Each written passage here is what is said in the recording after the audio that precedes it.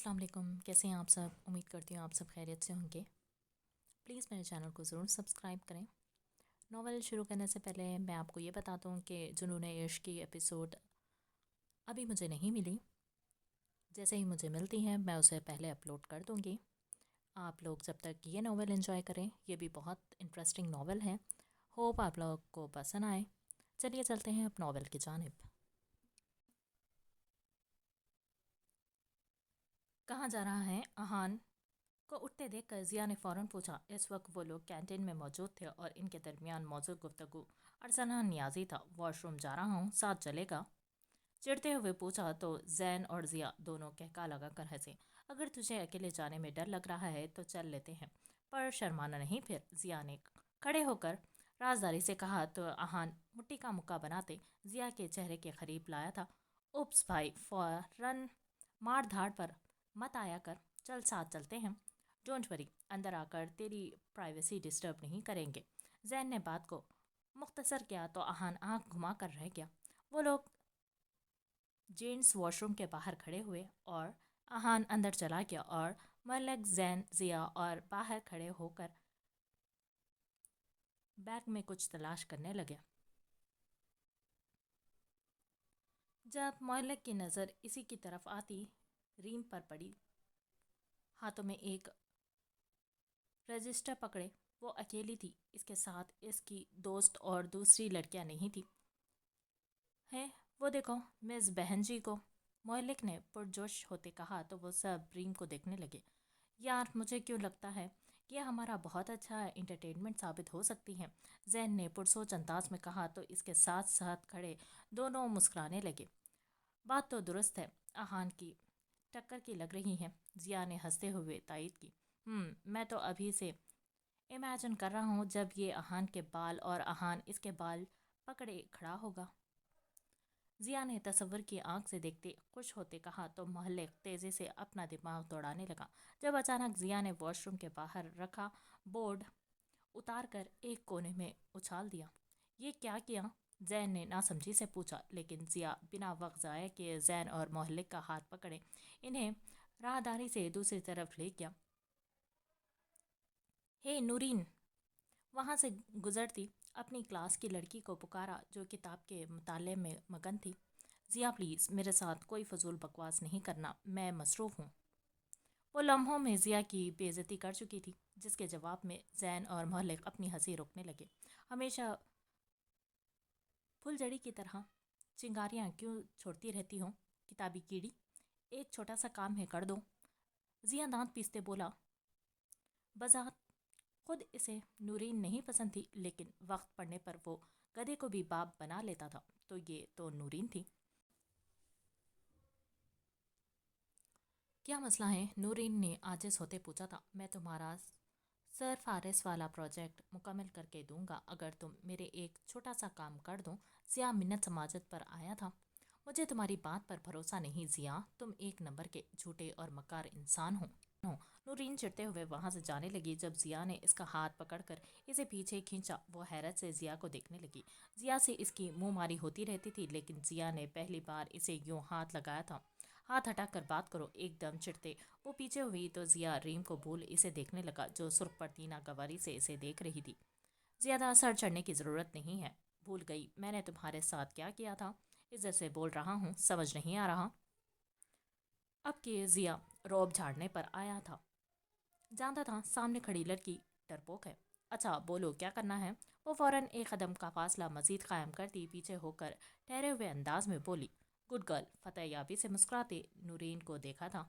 अभी second corridor में new junior लड़की गई है जिसने कल आहान को भाई बोला था। बस तुम्हें इस लड़की को इस रूम में भेजना है, कहना सर वजाहत बुला रहे हैं। जिया के कहने पर नूरीन कश्मकश में पड़ गई थी। क्या करोगे तुम इसके साथ? तफरीशी अंदाज में पूछा था तो जिया आंखें छोटी के इसकी जानिब झुका था। तुम जानती हो मैं कुछ गलत नहीं करूँगा, बस छोटी सी शरारत करनी है, लेकिन अगर तुमने मेरा काम नहीं किया तो तुम्हारा साथ बुरा करूँगा। वो मजाक में धमकी दे रहा था। नूरीन नागवारी से इसे देखती पलट गई। जिस कदर जिया शैतानी दिमाग का आदमी था, اس سے کوئی بعید نہیں تھی کہ وہ اس کو بھی پریشان کر دے۔ ضیا کی شیطانی حرکتیں وہ 2 سال سے دیکھ رہی تھی، پر وہ اسی کے بیچ کی تھی، اسی لیے وہ اس کے ساتھ کچھ نہیں کرتا تھا۔ پر وہ اسی کے بیچ کی تھی، اسی لیے وہ اس کے ساتھ کچھ نہیں کرتا تھا۔ پر نورین پر دھونس جمانا اس کی پرانی عادت تھی۔ کبھی کبھی وہ اس سے باز پرس کر لیتی تھی اور کبھی کبھی ڈر جاتی تھی۔ ابھی بھی ایسا ہی ہوا تھا۔ ضیا کی دھمکی سے ڈر کر وہ ریم کے پیچھے گئی تھی۔ کیا یار ضیا، تو کیوں ڈراتا ہے بیچاری کو؟ ہمارے ہی بیچ کی ہے بیچاری، مؤلف نے افسوس سے کہا تھا۔ نورین سے اس کی دوستی نہیں تھی، پر اسے نورین پسند تھی۔ وہ کلاس کی سب سے زیادہ پڑھنے والی لڑکی تھی۔ مجھے نہیں معلوم، پر اسے تنگ کر کے مجھے اندرونی سکون ملتا ہے۔ کتابی کیڑا ہے، مجھے سوچ کر وحشت ہوتی ہے، یہ اتنا کیسے پڑھ لیتی ہے؟ ضیا نے کندھے اچکاتے کہا تو زین ہنسنے لگا۔ بیٹا، آپ نورین کو شروع دن سے پریشان کرتے ہو۔ اسٹارٹ میں تو مجھے لگتا تھا کچھ گڑبڑ ہے، پر پھر تو نے اس للی نامی چپکی لڑکی کو گرل فرینڈ بنا لیا۔ زین نورین سے ہمدردی کے بعد للی سے چڑھتے ہوئے بولا تھا۔ اف، للی بہت ہاٹ ہے۔ للی اور اس نورین کا کوئی میچ ہے ہی نہیں۔ اب چپ کرو، وہ آ گئی۔ ریم کو نورین کے ساتھ آتے دیکھ کر وہ تینوں انجان بن گئے تھے۔ نورین نے مسکرا کر اسے نہ جانے کیا کہا کہ ریم بھی مسکراتی واش روم کے اندر چلی گئی تھی۔ نورین کے پلٹتے ہی ضیا نے واش روم کے دروازے کے باہر سے کنڈی لگا دی تھی۔ کچھ یاد آنے پر نورین پلٹ کر کوریڈور نمبر دیکھنے لگی۔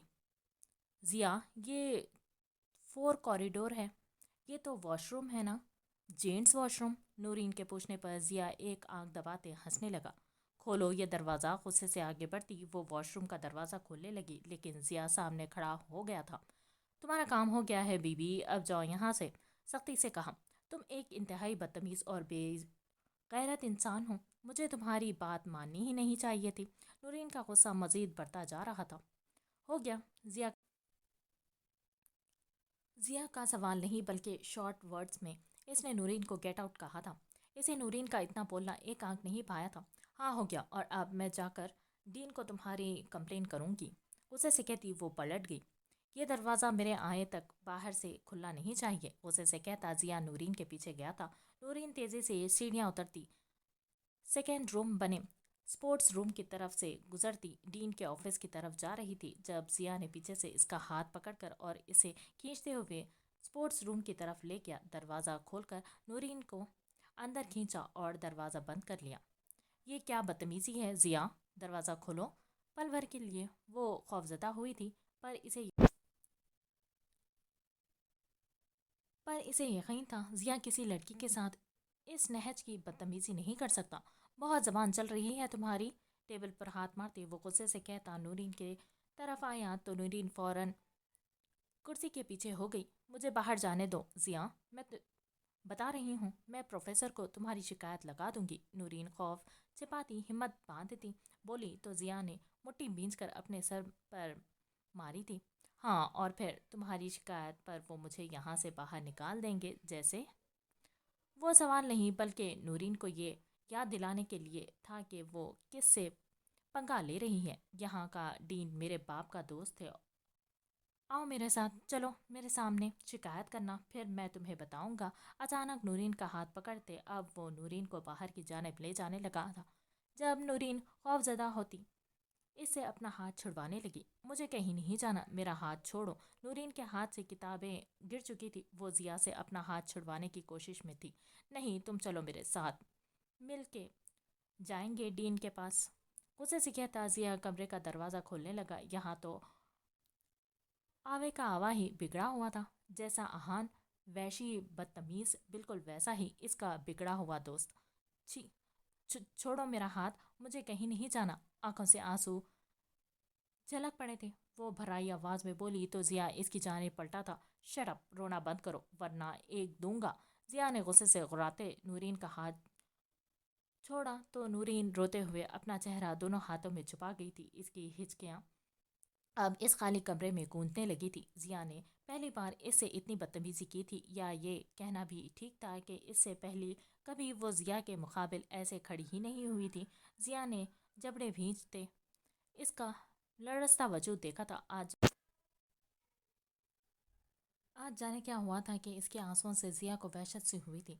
रो क्यों रही हो, ऐसे जैसे मैंने तुम्हारे साथ कुछ गलत कर दिया है। नूरीन के रोने पर मजीद चिढ़ चढ़ने लगी थी जब ही नूरीन के दोनों हाथ इसके चेहरे से हटाते इसे दीवार के साथ पिन किया था। मत आया करो मेरे मुकाबिल नूरीन। नूरीन की सुर्ख नाक को देखते दांत पीसते हुए कहा। बेइज्जती व शर्मिंदगी के एहसास से नूरीन आंखें मीच गई थी। तुम बहुत भोली हो। मैं नहीं चाहता मैं कुछ ऐसा करूं कि मुझे सारी ज़िंदगी पछतावा रहे। मेरे मामलात से दूर रहा करो, और अगर आइंदा ये फजूल की धमकियां दी तो याद रखना मैं खाली खुली धमकी नहीं देता। और जिस डीन से तुम मुझे डरा रही हो, रोज़ शाम इनके साथ बैठकर कॉफ़ी पीता हूँ मैं। एक झटके से नूरीन को छोड़ते वो कमरे से बाहर निकल चुका था। नूरीन इस कदर बेइज्जती पर वहीं बैठी रोने लगी थी। वाइट घुटनों तक शर्ट, इस पर ब्लैक वास्कोट और सर पर स्कार्फ पहने वो तैयार थी। आज इसका इस 5 स्टार होटल में पहला दिन था। 30,000 माहाना पर इसे 2 दिन पहले ही ये नौकरी मिली थी जिसकी रिक्वायरमेंट पर वो पूरी उतरती थी। इस नौकरी की रिक्वायरमेंट सिर्फ 3 थी। पहली इन अनमैरिड होना, दूसरा अंडर 30 एज, तीसरा अच्छी शक्ल व सूरत। और ये तीनों ही जरमिश के पास थी, बल्कि ज़रूरत से कुछ ज़्यादा थी। वो खुश थी। इसके नज़दीक वेट्रेस की जॉब फैक्ट्री में बैठकर मशीन चलाने से तो बहुत ही बेहतर थी। Are you okay सरमिश? मैनेजर ने इसे इधर से उधर टहलते देखकर पूछा था। वो, सर क्या मैं दुपट्टा ओढ़ सकती हूँ? विदाउट दुपट्टा मैं बहुत अनकंफर्टेबल हूँ। जरमिश ने अपनी परेशानी बयान की तो मैनेजर नफ़ी में सर हिलाने लगा। ये 5 स्टार रेस्टोरेंट है, बहुत हाई रेटेड। यहाँ आपको जॉब मिलना बड़ी बात है। अगर आप यहाँ डिमांड करेंगी तो मुश्किल हो जाएगी। वो आसान अल्फाज में इसे इनकार कर चुके थे। सर मैं इसको बहुत स्टाइलिश तरीक़े से सर पर कवर करूँगी, देखने में स्टाइल लगेगा। प्लीज़ आप सिर्फ एक बार देख लें। जरमिश की मिन्नत समाजत पर वो रजामंद हो गए थे। जरमिश ने ब्लैक स्कार्फ खूबसूरती से सर पर लपेटा तो मैनेजर को इस बात का एहसास हुआ कि वो लड़की स्कार्फ में पहले ही की बानस्बत और प्यारी लग रही थी। और यही तो इनको चाहिए था। जब भी जरमिश को स्कार्फ की इजाज़त दे दी थी, रात 1 बजे इसकी टाइमिंग ऑफ हुई तो जॉब की तरफ से मिली गई कन्वेंस जरमिश को घर के दरवाजे पर छोड़ गई थी। शबाना का मुंह वो तनख्वाह में 5,000 का इजाफा करके बंद कर चुकी थी। इसे इस होटल में नौकरी करते कुछ ही दिन हुए थे जब इसने नोट किया रोज़ एक नौजवान लड़का होटल आता है और वो इसकी टाइमिंग ऑफ होने तक वहाँ बैठता है और कॉफ़ी पीता है। ये बात जरबिश के अलावा दूसरे भी नोट करने लगे थे, क्योंकि इसकी बेलगाम नज़रें सिर्फ जरमिश का तवाफ़ करती थी। जबकि इसकी नज़रों से जरमिश भी अजीब व गरीब कैफियत का शिकार होने लगी थी। जरमिश, जाओ ये कॉफ़ी टेबल नंबर 4 पर सर्व कर दो। नैना इसी की तरह एक वेट्रेस थी। नैना के कहने पर वो चौंकी, क्योंकि टेबल नंबर 4 पर वही नौजवान बैठा था। मैं नहीं जा रही, तुम दे दो। जरमिश ने जान छुड़वानी चाही थी। वो बच्ची नहीं थी जो इसकी नज़रों का मफहूम ना समझती कि हर औरत को अल्लाह ताला ने एक छठी हिस्स दे रखी थी होती है ये निगाहें पहचानने की। वो इसका सामना करने से घबरा रही थी। वो नौजवान देखने में बहुत खुश शक्ल और अच्छी फैमिली का लगता था। अगर वो कोई ऐसी बात करता तो वो क्या जवाब देती? इसके पास तो बताने के लिए कोई बैकग्राउंड भी नहीं था। मोहतरमा, पहले मैं ही गई थी तो इस मोहतरम ने डिमांड की है कि कॉफ़ी मिस जरमिश के हाथ से भेजे। नैना का कहना था कि जरमिश के होश उड़ गए थे। इसे मेरा नाम कैसे पता चला? हैरत से खड़ी होती वो बेयकीनी से पूछने लगी। जब मैनेजर साहब अंदर आए थे, मैंने बताया है, मैनेजर ने कहा तो जरमिश ने नासमझी से इन्हें देखने लगी थी। क्यों? आपने ऐसे कैसे मेरा नाम बता दिया? वो पता नहीं कौन है और क्यों मेरा नाम जानना चाहता है या बात करना चाहता है। जरमिश को सच में परेशानी लाहक हुई थी। अबरार नाम है और अच्छा खासा पढ़ा लिखा और अच्छी फैमिली का लड़का है। तुम पहली नज़र में इसको पसंद आई हो। तुम्हारे हिजाब लेने से वो बहुत मुतासर हुआ है। मैंने इसको बताया है तुम ऐसी लड़की नहीं हो, लेकिन इसने कहा है वो तुमसे सिर्फ एक दफ़ा मुलाकात کرنا چاہتا ہے تو مجھے نہیں لگتا اس میں کوئی برائی ہے، صرف ایک دفعہ بات ہی تو کرنی ہے، وہ بھی یہی تو کر لو۔ مینیجر نے کہنے پر اپنا انگوٹھا دانتوں تلے دبا گئی تھی۔ مینیجر کے کہنے پر اپنا انگوٹھا دانتوں تلے دبا گئی تھی۔ دل بری طرح سے دھڑک رہا تھا، یوں لگتا تھا ابھی باہر آ جائے گا، لیکن سامنا تو کرنا تھا۔ جب ہی کافی کا کپ اٹھاتے اس جانب پڑی تھی جہاں وہ بیٹھا تھا۔ وہ جیسے ہی اندر داخل آئی تھی، حیرت کا شدید جھٹکا لگا تھا۔ دھڑکتے دل سے سامنے دیکھا، لائن سے 6 واش روم کے دروازے تھے اور دیوار کے سامنے 3 بڑے بڑے واش بیسن لگے تھے۔ باتھ روم خاصا وسیع تھا، پر اسے جھٹکا تب لگا جب اس نے واش بیسن پر جھکے ایک شخص کے پیچھے سے چوڑی چٹانی پشت کو دیکھا تھا۔ اس شخص نے کسی کی آمد پر خاص توجہ نہیں دی تھی، کیونکہ یہ واش روم تھا اور یہاں ضرورت کے وقت کوئی بھی آدمی آ سکتا تھا۔ جبکہ آہان کی صورت شیشے میں دیکھ کر ریم کے پسینے چھوٹنے لگے تھے۔ اسے دیکھ پہلا لفظ جو دماغ میں آیا تھا وہ یہ تھا، سنکی۔ وہ شخص بھرے مجمع میں اس کے ساتھ اتنا برا سلوک کر چکا تھا تو اس تنہائی میں وہ کیا کرتا؟ اور وہ لڑکی، اس نے تو کہا تھا یہ سر وجاہت کا آفس ہے، کیا سر وجاہت واش روم میں رہتے ہیں؟ ایک دم سے اس نے عقل کے گھوڑے دوڑائے تو احساس ہوا کہ اس کو بیوقوف بنا کر یہاں بھیجا ہے۔ وہ اس مذاق پر اتنا پریشان نہ ہوتی اگر اس واش روم میں وہ اس آدم خور آہان کو نہ دیکھتی، وہ جو حیرت سے پتھر کا بت بنے کھڑی گھبراہٹ سے آہان کو تک رہی تھی۔ آہان کو سیدھے ہوتے دیکھ کر فوراً ہوش آیا اور پلٹ کر بھاگنے کی کوشش کی، پر اس وقت ریم کو لگا اسے خود دہشت سے ہارٹ اٹیک آ جائے گا جب دروازے کو لاک پایا۔ یہ کیا ہوا ہے؟ ریم خود سے ہم کلام ہوئی تھی جب اپنی بے وقوفی کا شدت سے احساس ہوا۔ ظاہر ہے جس نے مزاح کیا تھا وہ بھلا دروازہ کیوں کھلا چھوڑتا؟ ریم کو لگا اس کے جسم کے تمام آرگنز پیروں میں جا گرے ہوں۔ ہے یو کون ہو؟ پڑھنا نہیں آتا کیا؟ باہر لکھا ہے یہ جینٹس واش روم ہے، آہان نے غصے سے لبریز ناگواری لہجے میں کہا تو ریم دروازے کی طرف پلٹتے ہی سختی سے آنکھیں میچ گئی تھی۔ دل کیا اپنا سر دروازے پر دے مارے، ماتھے پر ننھے ننھے پسینے کے قطرے نمودار ہونے لگے، یوں لگا جیسے واش روم میں آکسیجن کی کمی ہو۔ ریم کو اپنا دم گھٹتا ہوا محسوس ہوا۔ تم سے کہہ رہا ہوں، بحری بھی ہو کیا جو دروازے سے چپکلی کی طرح چپکی کھڑی ہو؟ اس نے حسب معمول شدید برہمی انداز میں ریم کو جھڑکا تھا۔ ایک تو وہ لینس واش روم میں کھڑی تھی، نہ اسے اپنی نسوانی حیا کا خیال تھا اور نہ ہی اسے میلز کی پرائیویسی کا احساس تھا۔ اس پر تصادہ وہ ڈیٹ بن کر ویسے ہی کھڑی تھی۔ اس کی سخت کلامی کے بعد تو اسے فوراً یہاں سے نکل جانا چاہیے تھا، جبکہ ریم رونے والا چہرہ بنائے دروازے کو کھینچنے لگی تھی، سانس تک روکے رکھی کہ کہیں وہ سنکی غنڈہ اسے پہچان نہ لے۔ دماغ خراب ہے تمہارا؟ تمہیں آواز نہیں آ رہی کیا؟ غصے سے دانت پیستے آہان نے اس لڑکی کی پشت کو گھورا۔ وہ لڑکی براؤن کلر کے ابائے میں تھی، سر پر سیاہ اسکارف پہنے، اس کے پاؤں برقعے تلے چھپے تھے، البتہ کمر پر ایک ٹیڈی بیئر والا چھوٹا سا مگر پیارا سا بیگ لٹک رہا تھا۔ غصے سے بل کھاتے آہان نے اسے بیگ سے پکڑ کر پیچھے کھینچا اور گھما کر اپنے روبرو کیا تو وہ خوف کے مارے اپنا چہرہ ہاتھوں میں چھپا گئی تھی۔ بس جدوجہد تھی کہ وہ اس کا چہرہ نہ دیکھے۔ جاہل لڑکی! اس لڑکی کی فضول کی حرکتیں نظر انداز کرتا وہ خود دروازے کی طرف بڑھا تھا، پر دروازے کو اندر کھینچتے پر اندازہ ہوا کہ وہ دروازہ تو باہر سے لاکڈ ہے۔ غصے سے ہاتھ کی مٹھی بناتے وہ دروازے پر مارنے لگا تھا کہ ٹھٹک کر رکا تھا، یوں لگا جیسے کوئی آنکھ اسے دیکھ رہی ہے۔ جھٹکے سے پلٹ کر دیکھا تو وہ لڑکی ایک آنکھ سے انگلی ہٹائے اسے ہی دیکھ رہی تھی۔ وہ ایک آنکھ جس میں خوف تھا، یوں معلوم ہوتا تھا جیسے ہرنی شیر سے چھپنے کی کوشش میں ہے۔ آہان کے دیکھنے پر وہ اپنی وہ والی آنکھ پھر سے فوراً چھپا گئی تھی۔ سانولے ہاتھ مگر تراشیدہ لمبی نازک انگلیاں، اپنا ہاتھ چہرے سے ہٹانا۔ وہ اس لڑکی کی آنکھ دیکھ کر پل میں پہچان گیا تھا وہ لڑکی کون ہے۔ حیرت انگیز طور پر پہلے بھی اتفاق طور پر وہ بہت قریب سے یہ آنکھ دیکھ چکا تھا، یہ آنکھیں دیکھ چکا تھا۔ آہان کے حکم صادر کرنے پر بھی اس نے چہرے سے ہاتھ نہ ہٹایا تو اہان غصے سے آئیبری اچکاتے اسے دیکھنے لگا۔ اے لڑکی، اپنے چہرے سے ہاتھ ہٹاؤ۔ اب کیا اہان نے اس کی طرف قدم بڑھائے تھے؟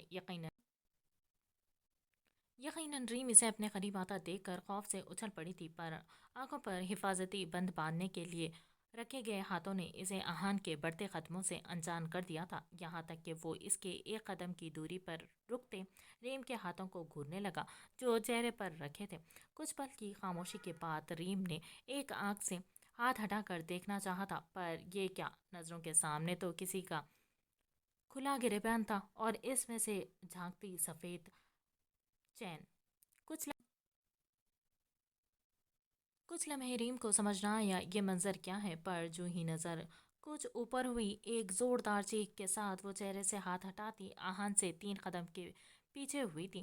چہرہ لال بھبکا ہو گیا تھا، وہ بے مقصد آہان سے نظر چرانے لگی۔ اسے اپنی سچویشن پر رونا آ رہا تھا۔ وہ کسی انجان لڑکے کے ساتھ واش روم میں بند تھی، وہ بھی جینٹس واش روم میں۔ تم یہاں کیا کر رہی ہو؟ ایک نظر بغور اسے کے چہرے پر ڈالتے پوچھا تھا۔ اہان کو نہ جانے کیوں اس کی شکل غصہ دلا رہی تھی۔ اس لڑکی کے بھائی بولنے نے اہان کا کافی مذاق بنوا دیا تھا۔ مما، مجھے نہیں معلوم تھا یہ جینٹس واش روم ہے، غلطی سے، ریم نے شرمندہ ہوتے کہا تو اہان نے سینے پر ہاتھ باندھتے اسے کینا تو اس نظروں سے دیکھا تھا۔ اندھی ہوں یا پڑھنا نہیں آتا؟ باہر بورڈ نہیں پڑھا؟ اہان نے تپ کر سوال کیا۔ نہیں، مجھے ایک لڑکی نے کہا یہ سر وجاہت کا آفس ہے۔ ابھی اس نے اتنا ہی کہا تھا کہ اہان نے ایک ہاتھ کو ہوا میں داد دینے والے انداز میں بلند کیا۔ واقعی وہ کونے والے واش روم میں ہے۔ سر وجاہت، جاؤ اندر چلی جاؤ، کیونکہ حیا تو تم میں ہے نہیں، مردوں کی پرائیویسی میں گھس آئی ہوں، اوپر سے ڈھٹائی سے جھوٹ بول رہی ہو۔ آہن کے کہنے کی دیر تھی، ریم کے ماتھے پر بل پڑنے لگے۔ بے شک وہ مانتی تھی اس کی غلطی تھی، پر یہ لڑکا تو خود کو یہاں کا مالک سمجھ بیٹھا تھا۔ وہ ایکسکیوز کر رہی تھی اور وہ اسے بے حیا کہہ رہا تھا۔ وہ ہوتا کون تھا اسے بے حیا کے لقب سے پکارنے والا؟ یہ سچ تھا، وہ اس سے یہاں بہت خوفزدہ تھی، مگر اپنے کردار پر انگلی اٹھانے والے کا منہ توڑنا بھی جانتی تھی۔ دوسری طرف اگر اس وقت کوئی اور لڑکی ہوتی تو شاید وہ اتنا کلام نہ کرتا اور نظر انداز کرتے باہر نکلنے کی کوشش کرتا، پر وہ موقع محل سب بھلائے ریم سے دو دو ہاتھ کرنے کی چکر میں تھا کہ 2 دن سے دل میں جو غبار ابل رہا تھا اسے نکالنے کا اچھا موقع ملا تھا۔ بے حیا آپ ہوں گے، دانت پیستے وہ صرف اتنا ہی بولی تھی کہ اہان کے چہرے کا رنگ بدل گیا تھا۔ میں ہوں بے حیا، مٹھی بھیجتے ریم کی طرف قدم بڑھاتے غصے سے پوچھا تھا۔ جو بولتا ہے وہی ہوتا ہے، پہلے آپ نے کہا تھا۔ کچھ سمجھ نہ آنے پر وہ فوراً بولی تھی۔ بھلا کیسے بھول سکتی تھی کہ وہ اس لڑکے کے ساتھ تنہائی میں کھڑی ہے؟ اگر دشمنی نکالنے کو کچھ غلط کر دیتا تو؟ اسی لیے فوراً پینترا بدل گئی۔ غلطی تمہاری اور زبان بھی تمہاری چل رہی ہے، وہ بھی اہان دل شیر کے سامنے۔ کاٹ دوں گا تمہاری زبان۔ اہان نے اسے ڈرانے کے لیے دھونس ڈالی جو واقعی ریم پر اثر انداز ہوئی۔ کچھ نہ سمجھ آنے پر وہ سرنڈر کرنے کے انداز میں سر جھکا گئی۔ اہان اس کی طرف سے جوابی کارروائی کی امید کر رہا تھا، لیکن دوسری جانب سے خاموشی دیکھ تنے اعصاب ڈھیلے پڑے تھے۔ وہ مجرم کی طرح سر جھکائے کھڑی تھی۔ اہان نے بغور اسے دیکھا، سادی سی، سانولی مگر گہری خوبصورت شام کی طرح سلونی سی۔ باہر کوئی بورڈ نہیں لگا تھا۔ اہان کو پلٹتا دیکھ کر وضاحت دی تھی۔ بھلا کیسے برداشت کرتی کوئی اس کے متعلق بے حیا رائے کا قائم کرے، اور اگر وہ باہر جا کر اس کے متعلق کچھ غلط بتا دیتا تو اس کی عزت تو خاک ہو جاتی۔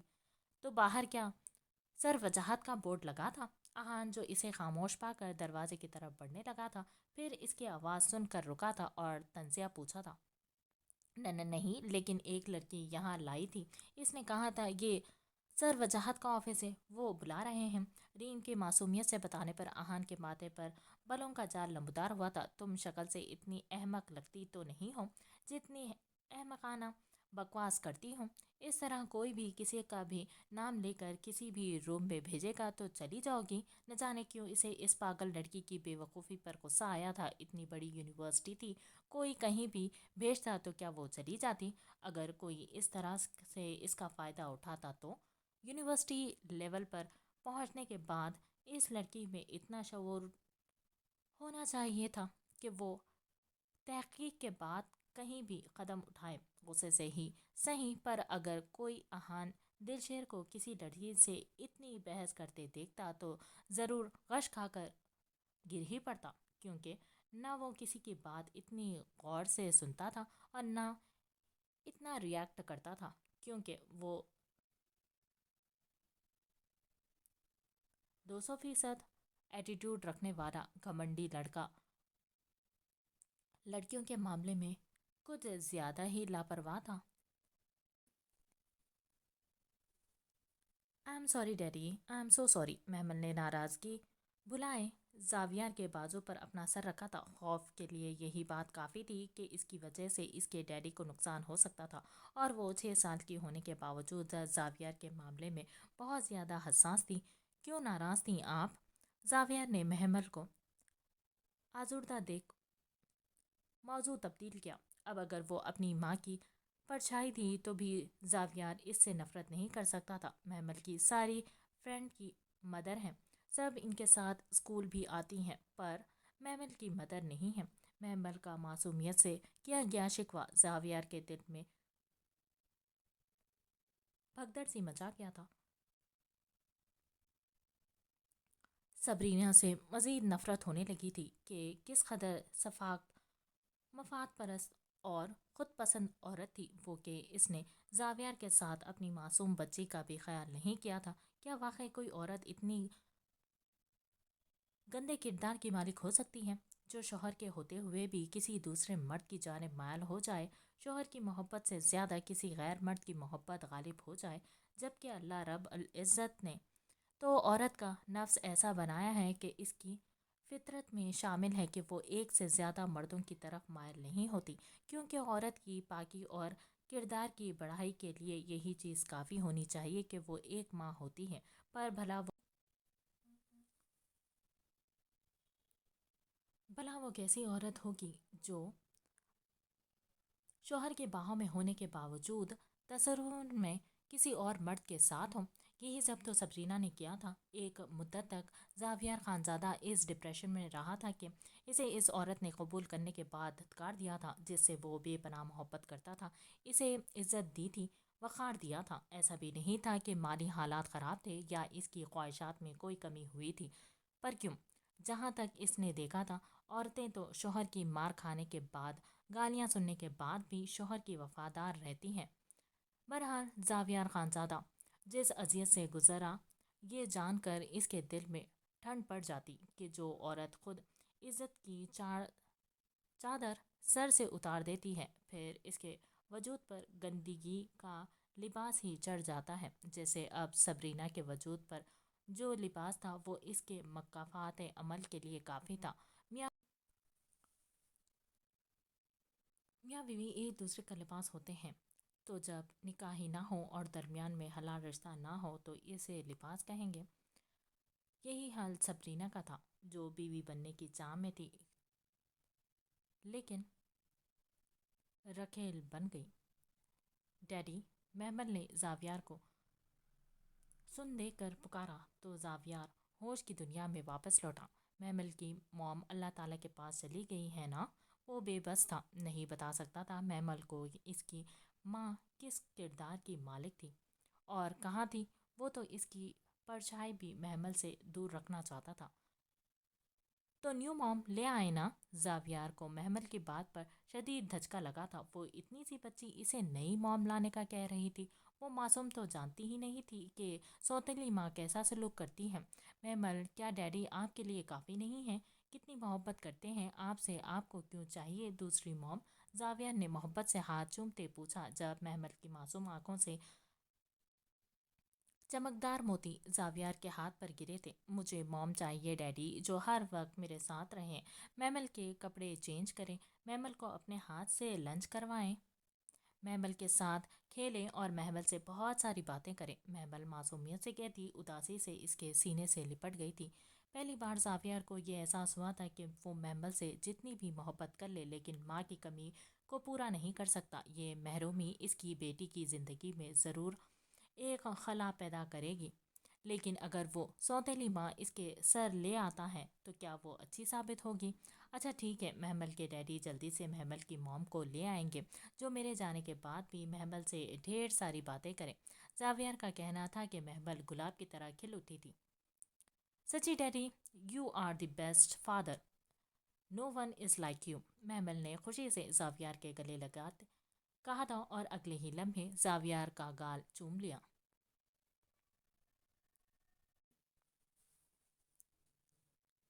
رنگ و بو کی محفل جمی ہوئی تھی، دل لبھانے اور جسم و جان نثار کرنے کو کافی نازک لچکیلی پھول اپنے وجود کسی باغ میں لگی پھولوں کی ڈالی کی طرح پیش ہو رہی تھی۔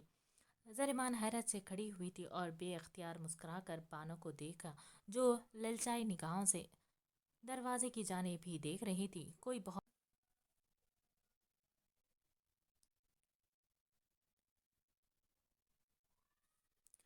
بہت توپ چیز تھی وہ جو اندر آ رہا تھا، اور اندر آنے والا شخص ہر آنکھ میں چمکنے والا وہ ہیرا تھا جس کی چمک دور سے آنکھوں کو خیرہ کرتی تھی، پر قریب جانے والے کے لیے نہایت زہریلا تھا۔ نہ اس ہیرے کو اگلا جا سکتا تھا اور نہ ہی نگلا جا سکتا تھا۔ آج کیسے آ گیا یہ؟ ریشما نے زریبان سے پوچھا تو وہ لا علمی کا اظہار کر کے کندھے اچکا گئی، ہونٹوں پر سرخ لپسٹک سجائے دودھ جیسی رنگنے والی زریبان بالوں کا جوڑا بنائے تیز آتشی رنگ کی ساڑی پہنے ہوئے تھی۔ کافی لوگ اس کی جانب بھی متوجہ ہوئے تھے اور اس کی بھی بھاری قیمت ادا کرنے کو تیار تھے، پر وہ زریبان تھی، بانو بائی کی بیٹی، باقی لڑکیوں کی طرح اس کے ساتھ زور زبردستی کا معاملہ نہیں تھا، لیکن وہ جانتی تھی آج نہیں تو کل اسے بھی اپنا آپ گراہکوں کے سامنے پیش کرنا پڑے گا، کیونکہ یہاں موجود لڑکیوں کی شادی نہیں ہوتی تھی، اور جن کی ہوتی تھی ان کا انجام انارا کی ماں جیسا ہوتا تھا۔ آج اس جگہ کو موتیاں کے پھولوں سے سجایا گیا تھا۔ وجہ یہ تھی کہ آج یہاں مشہور اور معروف کسی سیاسی لیڈر کی آمد تھی۔ لڑکیاں ساری کی ساری اپنے حجرے میں گھسی اپنے آپ کو سنوار رہی تھی۔ یقیناً آج وہ سیاسی رہنما جس لڑکی پر ہاتھ رکھتا، بانو بھائی اسے خاص طوائفوں میں شامل کر دیتی، اور جس طوائف کو خاص کیا جاتا وہ ہر ایرے غیرے کے بستر کی زینت نہیں بنتی تھی، بلکہ خاص خاص لوگوں کے لیے خصوصی کر دی جاتی تھی۔ کتنا عجیب اور گندا تھا کہ اپنے آپ کو خاص کرنے کے لیے وہ لڑکیاں خود کو خود ہی بے مول ہونے کے لیے تیار کر رہی تھی۔ زریمان اتنی تیار ہوئی ہو، اگر اس شہزادے کی نظر تجھ پر ٹھہر گئی تو؟ ریشما نے زریبان سے کہا تو زریبان نے ایک نظر بائیں جانب سے مغرور چال چل کر تخت پر بیٹھتے باران دلشیر کو دیکھا۔ یہ وہ پارس بادشاہ ہے ریشما، کہ اگر اس کے آگے کسی رانی کو بھی پیش کر دیا جائے تو اس کی توقیر برباد کر کے اسے بھی بے مول کر دے۔ باران دلشیر خود پسند بے حس شفاق مردوں میں سے ہے، جس کی زندگی میں محبت کا نشان نہیں۔ زریبان نے آنکھیں مٹکا کر کہا، اور پھر غور سے باران کو دیکھا۔ یہ آج یہاں کیسے بیٹھ گیا؟ اس پر متصادم یہاں پانی بھی پی رہا ہے؟ زریمان نے حیرت سے پوچھا، کیونکہ وہ اندر کب آتا تھا؟ وہ اسی جگہ کی لڑکی کو استعمال کرنے کے بعد بھی اس بات سے ماننے سے راضی نہیں تھا کہ اس جگہ کی اور یہاں رہنے والی پھلجھڑیوں کی کوئی اہمیت ہے۔ نشے میں ہے شاید، ریشما نے خیال ظاہر کیا، لیکن ریشما نے فوراً نفی میں سر ہلایا تھا۔ نشہ نہیں کرتا یہ، زریمان مسکرا کر کہتی کھڑی ہوئی تھی۔ اس کا دل کہہ رہا تھا کوئی خاص بات ہے جو باران دلشیر یہاں موجود ہے، لیکن اس سے پہلے وہ باران دلشیر کے پاس جاتی، بانو بائی اس کی خوش آمد میں کھڑی ہوئی تھی، تو زریمان دانت پیستی قدم روک گئی تھی۔ یہ وہ شخص تھا جو بہت کام آ سکتا تھا۔ زریمان کے خاص مقاصد کو حاصل کرنے میں وہ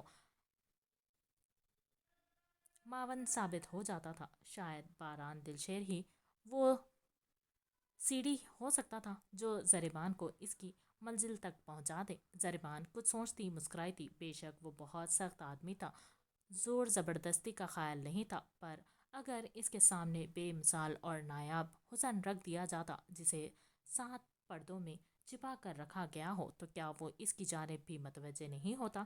ناممکن سی بات تھی۔ ایسے حسن کو دیکھ کر اچھا اچھا مرد پھسل جاتا، پھر وہ تو حرام کاری کرنے والا تھا۔ وہ وہ باران دلشن کے قریب آئی تو بانو بائی اس کے سامنے بچھی معذرت کر رہی تھی۔ مجھے معاف کر دیجیے دلشیر جی، ہوتا ہے کوئی وقت ایسا ہوتا ہے کہ مارکیٹ میں بھی اپنی مطلوبہ چیز نہیں مل پاتی، اور آج یہاں بھی ایسا وقت ہے کہ آپ کے مطلب کی کوئی کچی کلی کوٹھے پر دستیاب نہیں ہے، تو آج آپ کو یہاں سے خالی ہاتھ لوٹنا پڑے گا۔ زریمان نے بانو کی بات غور سے سنی اور پھر اپنا کام نہ ہونے پر بری طرح سے جبڑے بھیجتے ہوئے بھی دیکھ لیا۔ اس امیر زادے کا موڈ بری طرح سے خراب ہوا تھا۔ یہ لیجیے جناب، آج آپ ہمارے کوٹھے پر بیٹھے ہیں اور اسے عزت بخشی ہے تو یہ جام نوش فرما کر کچھ مزید عنایت۔ زریمان کے اشارے پر ریشما نے باران کے آگے شراب کا گلاس بڑھایا، لیکن اس سے پہلے بانو بائی منع کرتی باران نے ناگواری سے ریشما کو دیکھتے کہا تھا، میں شراب نہیں پیتا۔ ارے ایسے کیسے، تھوڑا سا پی لیں۔ باران کے منع کرنے کے باوجود ریشما نے گلاس آگے بڑھایا۔ اس طرح کے دانستہ وہ مشروب گلاس سے جھلک کر باران کے کپڑوں کو داغدار کر گیا۔ واٹ دی، ناگواری سے وحشت بکتے باران کھڑا ہوا تھا۔ آئی ایم سو سوری دلشیر جی، کیا ریشما تم بھی کہاں نہیں پیتے تو کیوں زبردستی کر رہی ہو؟ دیکھو کپڑے گندے کر دیے، کتنے اسمیل بھی آ رہی ہیں۔ زریمان نے درمیان میں مداخلت کرتے ریشما کو غصے سے کہا اور باران کی طرف متوجہ ہوئی تھی جو ریشما کو ہی غصے سے دیکھ رہا تھا۔ آپ میرے ساتھ چلیں، میں واش کروا دیتی ہوں۔ زریمان نے مصلحت سے کہا تو باران غصے سے ریشما کو دیکھتے وہ زریمان کی بات کو مانتا زریمان کے پیچھے چلنے لگا۔ بانو بائی کچھ ٹھٹکی تھی کیونکہ زریمان کا رخ اس جانب تھا جہاں کوٹھے میں آنے والے کسی مرد کو لے جانے کی اجازت نہیں تھی۔ اس طرف ایک کچن تھا اور ایک چھوٹی سی بیٹھک اور ایک ڈربے نما رنگین کمرہ جس میں ایک معصوم چھوٹی سی جان کو رکھا گیا تھا، لیکن اس سے پہلے بانو زریمان کو وہاں جانے سے روکتی دوسرے کمرے کی لڑکیوں سے ایک زوردار چیخ سنائی دی اور بانو اس جانب متوجہ ہو گئی۔ واش روم کہاں ہے؟ زریمان کو کچن میں لاتے دیکھ کر باران نے غصے سے پوچھا تھا۔ یہ کھوٹا ہے باران سیٹھ، یہاں کے واش روم آپ کے گھر کے واش روم کی طرح لیوش نہیں ہوتے، بلکہ یہاں دن میں 1000 قسم کے مرد آتے ہیں۔ زریمان نے گویا مذاق اڑایا تھا، پر وہ زریمان کی سن ہی کب رہا تھا۔ ناگواری سے ماتھے پر بلوں کا جال ڈالے کولر سے پانی کا گلاس بھرتے وہ اپنے کپڑوں پر ڈالتے ملنے لگا تھا۔ باران کو مصروف دیکھ کر زریمان کچن سے باہر نکلی اور تیزی سے انارا کے کمرے کے باہر رکتے دستک دی تھی۔ انارا، جلدی دروازہ کھولو، ضروری کام ہے۔ زریمان نے کہا ہی تھا کہ وہ شاید اندر بیٹھی کوفت سے پریشان اسی کی منتظر تھی۔ فوراً سے دروازہ کھولا۔ ریشم سے بال کندھے پر بکھرے تھے، گالوں کے گلابی پن گلابی رنگ کے کپڑے پہننے پر مزید گلابی معلوم ہو رہے تھے۔ اس پر تصادت اس کی تلوار سے دل چیر دینے والی آنکھیں اور ان کی گہرائی، زریمان کا دل ایک مرتبہ خود مبہوت سا ہو گیا تھا۔ سامنے کھڑی لڑکی سادگی میں حسن کی مورت تھی۔ کبھی کبھی یوں لگتا تھا کہ اس کے بے ساختہ حسن پر نظر ٹھہر سی جاتی ہے۔ وہ ایک نازک مومی مجسمہ تھی جو کسی کی بھی نظرت سے بہت دور تھی۔ زریمان تم کہاں تھی؟ میں تمہیں اتنا یاد کر رہی تھی، مجھے اس کمرے میں وحشت ہو رہی ہے۔ انارا کا کہنا تھا کہ زریمان ہوش کی دنیا میں لوٹی اور اس کے من موہنے چہرے سے نظر چرائی۔ مجھے خیال تھا تم اکیلی ہوگی، اسی لیے سب چھوڑ کر تمہارے پاس آئی ہوں۔ بہت زیادہ تھک گئی ہوں، صرف ایک شرط پر یہاں بیٹھوں گی۔ تم ایک کام کرو، کچن میں جاؤ اور چائے بنا کر لے آؤ، پھر مل کر بہت ساری باتیں کریں گے۔ زریمان کی بات سنتے انارا کے چہرے کا رنگ بدلنے لگا۔ کیا ہوا؟ زریمان کے پوچھنے پر انارا جذبس کا شکار ہوئی تھی۔ زریمان اس کا ڈر سمجھ گئی تھی۔ رات ہو رہی تھی، کوئی بھی مرد یہاں آ سکتا تھا، پر انارا کچھ نہ بولی۔ اسے اطمینان تھا کہ زریمان یہیں کھڑی رہے گی، لیکن ایک پل کو دل میں آیا کہ وہ زریمان کو کہہ دے کہ خود بنا لو۔ پھر اس کا میک اپ اور تیار وجود دیکھ کر لب بھیج گئی تھی۔ اچھا تم یہیں کھڑی رہو، میں ابھی بنا کر لا رہی ہوں، بس تم کہیں نہیں جانا۔ انارا کے کہنے پر زریمان مسکرائی تھی۔ میں یہیں ہوں انارا، ڈونٹ وری، بس تم جلدی سے جاؤ۔ کہتے ساتھ ہی زریمان کمرے سے کرسی لاتے دروازے پر رکھ کر وہیں بیٹھ گئی تھی۔ وہ بس چاہ رہی تھی انارا جلدی سے کچن میں چلی جائے، اس سے پہلے کہ باران دلشیر وہاں سے چلا جائے۔ ٹھیک ہے، لاچارگی سے کہتے ساتھ اپنا انارا کمرے سے باہر چلی گئی تھی۔ زریبان دل میں خود کو مبارکباد دینے لگی، ایک کمینگی بھری استہزائیہ مسکراہٹ لبوں پر تھی۔ بکرے کی ماں کب تک خیر بنائے گی انارا؟ میں مانتی ہوں انارا تم بہت خوبصورت ہو، اور اس سے کہیں زیادہ تمہارا نصیب خوبصورت ہے کہ تم بچ جاتی ہو، پر میرا نام زریمان ہے۔ ایک سفاک بے حس آدمی کے ایسے سفاک شکنجے میں پھنساؤں گی کہ نہ تم جی سکو گی اور نہ مر سکو گی۔ تم میرے پنجے سے نہیں بچ سکتی اب۔ نفرت سے سوچتی وہ یقین کر چکی تھی کہ اب تک باران انارا کو دیکھ چکا ہوگا، اور جب اس کے دل میں انارا کی حسرت جاگے گی تو جس قدر وہ ضدی تھا بانو بائی اس سے نہیں جیت پاتی، اور پھر انارا وہ مقام نہیں پا پاتی جو اس کو صرف 6 ماہ بعد ملنے والا تھا۔ جس مقام کی زریمان بچپن سے حسرت کرتی آئی تھی وہ کسی صورت نہیں چھوڑ سکتی تھی، اور اس مقام کی واحد امیدوار صرف انارا تھی۔ اسے راستے سے ہٹانے کے لیے ضروری تھا کہ وہ جلدی کسی کی منظور نظر بنتی۔ ان سب باتوں سے انجان انارا کے وہم و گمان میں بھی نہیں تھا کہ جس کو وہ اپنا سب سے بڑا خیرخواہ اور مخلص سمجھ رہی تھی، در حقیقت وہ وہی درندہ ہے جو اپنے شکار کو خوب کھلاتا ہے تاکہ اس کا فائدہ اٹھا سکے۔ زریمان اپنی ہی سوچوں میں گم تھی جب اچانک اندھیرا چھا گیا تھا۔ زریمان ایک دم اچھل پڑی تھی۔ سامنے کے کوٹھے کی لائٹ جل رہی تھی جس سے روشنی پھوٹتی ان تک آ رہی تھی، پر ان کا کوٹھا اندھیرے میں ڈوبا ہوا تھا۔ کس بے غیرت کی حرکت ہے یہ؟ تیش و اشتعال سے بل کھاتے وہ فوراً دیوار کو چھوتی باہر کی جانب بھاگی تھی۔ بنا بنایا پلان بگڑنے کا خدشہ تھا جس کی وجہ سے یہ ہوا تھا، اسے دل میں لاکھ کوسنے دیتی وہ باہر گئی تھی۔ انارا اچانک کچن میں داخل ہوئی تھی، مگر اپنے سامنے ایک لمبے چوڑے شخص کو کھڑا دیکھ کر اوپر کی سانس اوپر اور نیچے کی سانس نیچے رہ گئی تھی۔ وہ مضبوط کندھوں والا شخص اس کی جانب پشت کیے کھڑا تھا۔ انارا کا وجود پتھر ہو گیا تھا۔ اچانک اس کے قدم من بھر کے ہونے لگے تھے۔ خوف سے یوں لگا جیسے وہ پلٹ بھی نہ پائے گی، اور اگر وہ زریمان کو پکارتی تو اس مرد کو اس کی موجودگی کا احساس ہو جاتا جو وہ ہرگز نہیں چاہتی تھی۔ اسی لیے وہ دیوار پر ہاتھ رکھتے خود کو سہارا دیا اور آہستگی سے خود کو سنبھالتے قدم پیچھے لینے لگی کہ کہیں وہ شخص اسے پیچھے پلٹ کر دیکھ ہی نہ لے۔ وہ خوف و دہشت سے خود کو زخمی ہرنی اور باران کو شیر سمجھ رہی تھی کہ اگر اس نے انارا کو دیکھ لیا تو وہ انارا پر جھپٹ پڑے گا۔ باران اپنے کپڑوں کو مسلتے کھڑا تھا جب ایک عجیب سی خوشبو اس کے نتنوں سے ٹکرائی۔ وہ بے اختیار آنکھیں موند گیا، کچھ پل گہری سانس لی۔ یہ خوشبو بہت آشنا سی تھی، بہت انوکھی، بہت عجیب، جیسے بارش کے پہلے قطروں کے بعد مٹی کی سوندھی خوشبو ہو، جیسے گلاب کے چٹکنے کی پہلی خوشبو۔ کچھ لمحے انجانے خیال کے زیر اثر گزرے تھے، لیکن پھر احساس ہوا یہاں کسی کو موجودگی ہے۔ وہ یہ سوچ رہا تھا کہ اس کے پیچھے زریمان کھڑی ہے، پر پھر گمان ہوا کہ یہ زریمان کا وجود نہیں ہے، نہ ہی خوشبو زریمان کی ہے، کیونکہ یہ خوشبو بہت مدھم اور سرور والی تھی، ہواؤں کے ساتھ رقص کرتی ہوئے اس کے گرد گھوم رہی تھی، جیسے تازہ گلاب کی خوشبو باغ کو مہکاتی ہے۔ یہاں موجود ساری لڑکیاں تیز خوشبو لگاتی تھی، یوں بھی تیز خوشبو مردوں کو اپنی جانب مائل کرنے کا ذریعہ تھی، پر وہ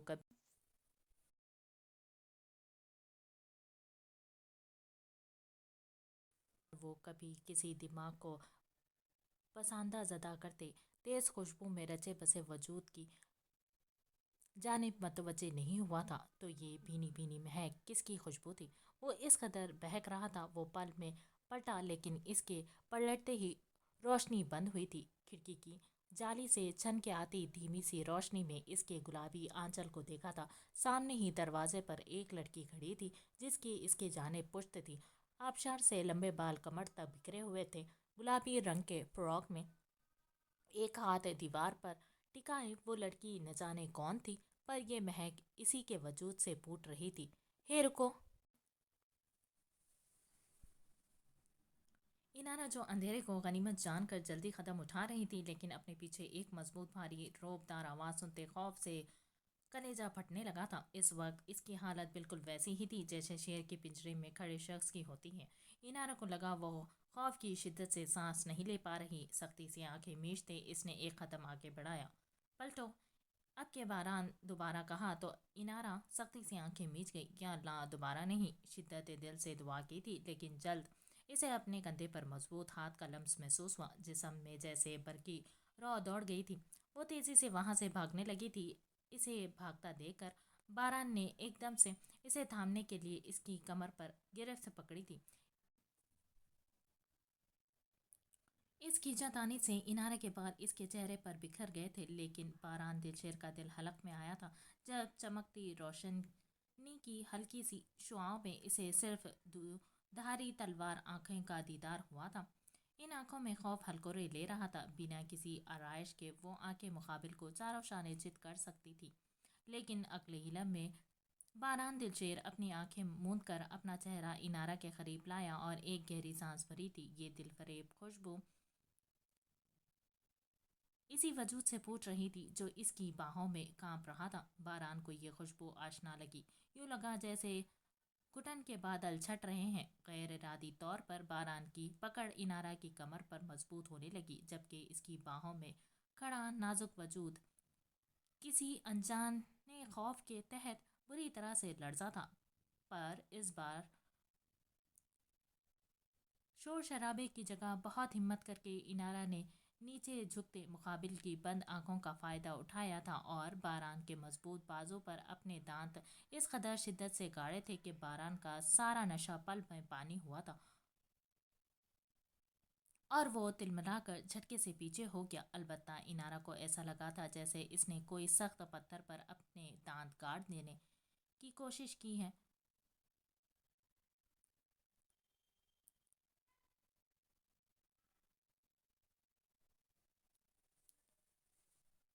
और फिर ये कोशिश कामयाब हुई थी कि वो बारान की बाहों के हिसार से बाहर निकलकर भाग गई थी। जरमिश नर्वस थी। ऐसा नहीं था कि पहली बार कोई लड़का इसकी जानिब मायल हुआ था। जवानी की दहलीज पर कदम रखने के बाद कहीं एक इसके आगे इजहार मोहब्बत कर चुके थे, पर वो गली मोहल्ले का मामला था जब वो चप्पल उठाकर जवाबी कार्रवाई करती थी। लेकिन यहाँ मामला दूसरा था। अब इस बड़े होटल में इसके आगे पीछे घूमने वाला शख्स कोई गली मोहल्ले का लुच्चा लफंगा नहीं, बल्कि एक अच्छे घराने का लड़का था। और दूसरी नर्वसनेस की वजह इसकी खुद की दिली कैफियत थी जिससे वो कई दिन से झुंझला रही थी। इसे अबरार की मौजूदगी खटकी थी। अब वजह भी समझ आ रही थी कि शायद अबरार वो पहला शख्स था जिसके लिए वो दूसरे रुख से सोच रही थी। ये कहना भी गलत नहीं था कि इसके दिल के दरवाजे पर दस्तक देने वाला अबरार पहला और वाहिद शख्स था। रेस्टोरेंट में चंद एक लोग ही थे जो अपने कामों में मसरूफ़ थे। इसके बावजूद जरमिश को अबरार की टेबल के पास जाना सबसे मुश्किल तरीन काम लग रहा था। दिल खौफजदा था कि कहीं वो मोहब्बत की बात ना करती, और इससे ज़्यादा खौफजदा वो इस बात पर था कि वो जवाब में क्या कहेगी। लेकिन सामना तो करना था। इसीलिए अपनी सारी सिचुएशन एक तरफ करती एक गहरी सांस ली और अपने सर पर बंधे हिजाब को दुरुस्त किया और कदम अबरार की टेबल की जानिब बढ़ाए। वो जो अपनी बेचैनी को टेबल की सतह पर उंगलियों से म्यूजिक सा बजाकर कंट्रोल कर रहा था और जरमिश के इंतज़ार में कुछ परेशान मालूम हो रहा था। जरमिश को देखकर चेहरे पर ऐसी चमक पैदा हुई थी जैसे बहुत बड़ी खुशी हासिल हो गई हो। वो जरमिश के एहतराम में फ़ौरन खड़ा हुआ और कुर्सी खींचकर इसे बैठने का इशारा दिया तो जरमिश पत्थर बनी खड़ी रही थी। इतना अदब, इतना मान, इतनी इज्जत भला किसी ने कब दी थी? दिल में फ़ौरन एक सवाल पैदा हुआ था, क्या वो मामूली सी लड़की की भी कोई ऐसी इज्जत करता है? अबरार की मोहब्बत जो इसके दिल के दरवाजे पर दस्तक दे रही थी, इसने अबरार की पहली हरकत पर ही अबरार की मोहब्बत इसके दिल कदम रखने लगी थी। खुद ब खुद ही होठों पर मुस्कुराहट फैली थी। वो نزاکت سے بیٹھ گئی تھی اور نظر اٹھا کر ابرار کو دیکھا جو اسی کے سامنے بیٹھ رہا تھا۔ زرمش نے خاموشی سے کافی کا کپ ٹیبل پر رکھا تھا اور ایک نظر بھر کر ابرار کو دیکھا تھا۔ گندمی رنگت کھڑی آنکھیں کچھ چھوٹی تھی، نارمل جسامت کا ابرار دیکھنے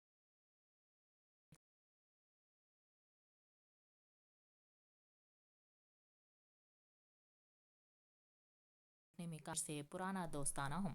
الحمدللہ، زرمش نے مختصر جواب دیا۔ کچھ دیر دونوں کے درمیان خاموشی چھائل رہی تھی۔ زرمش بے مقصد اپنے ہاتھوں کو مسل رہی تھی، پھر اس خاموشی کو ابرار نہیں توڑا تھا۔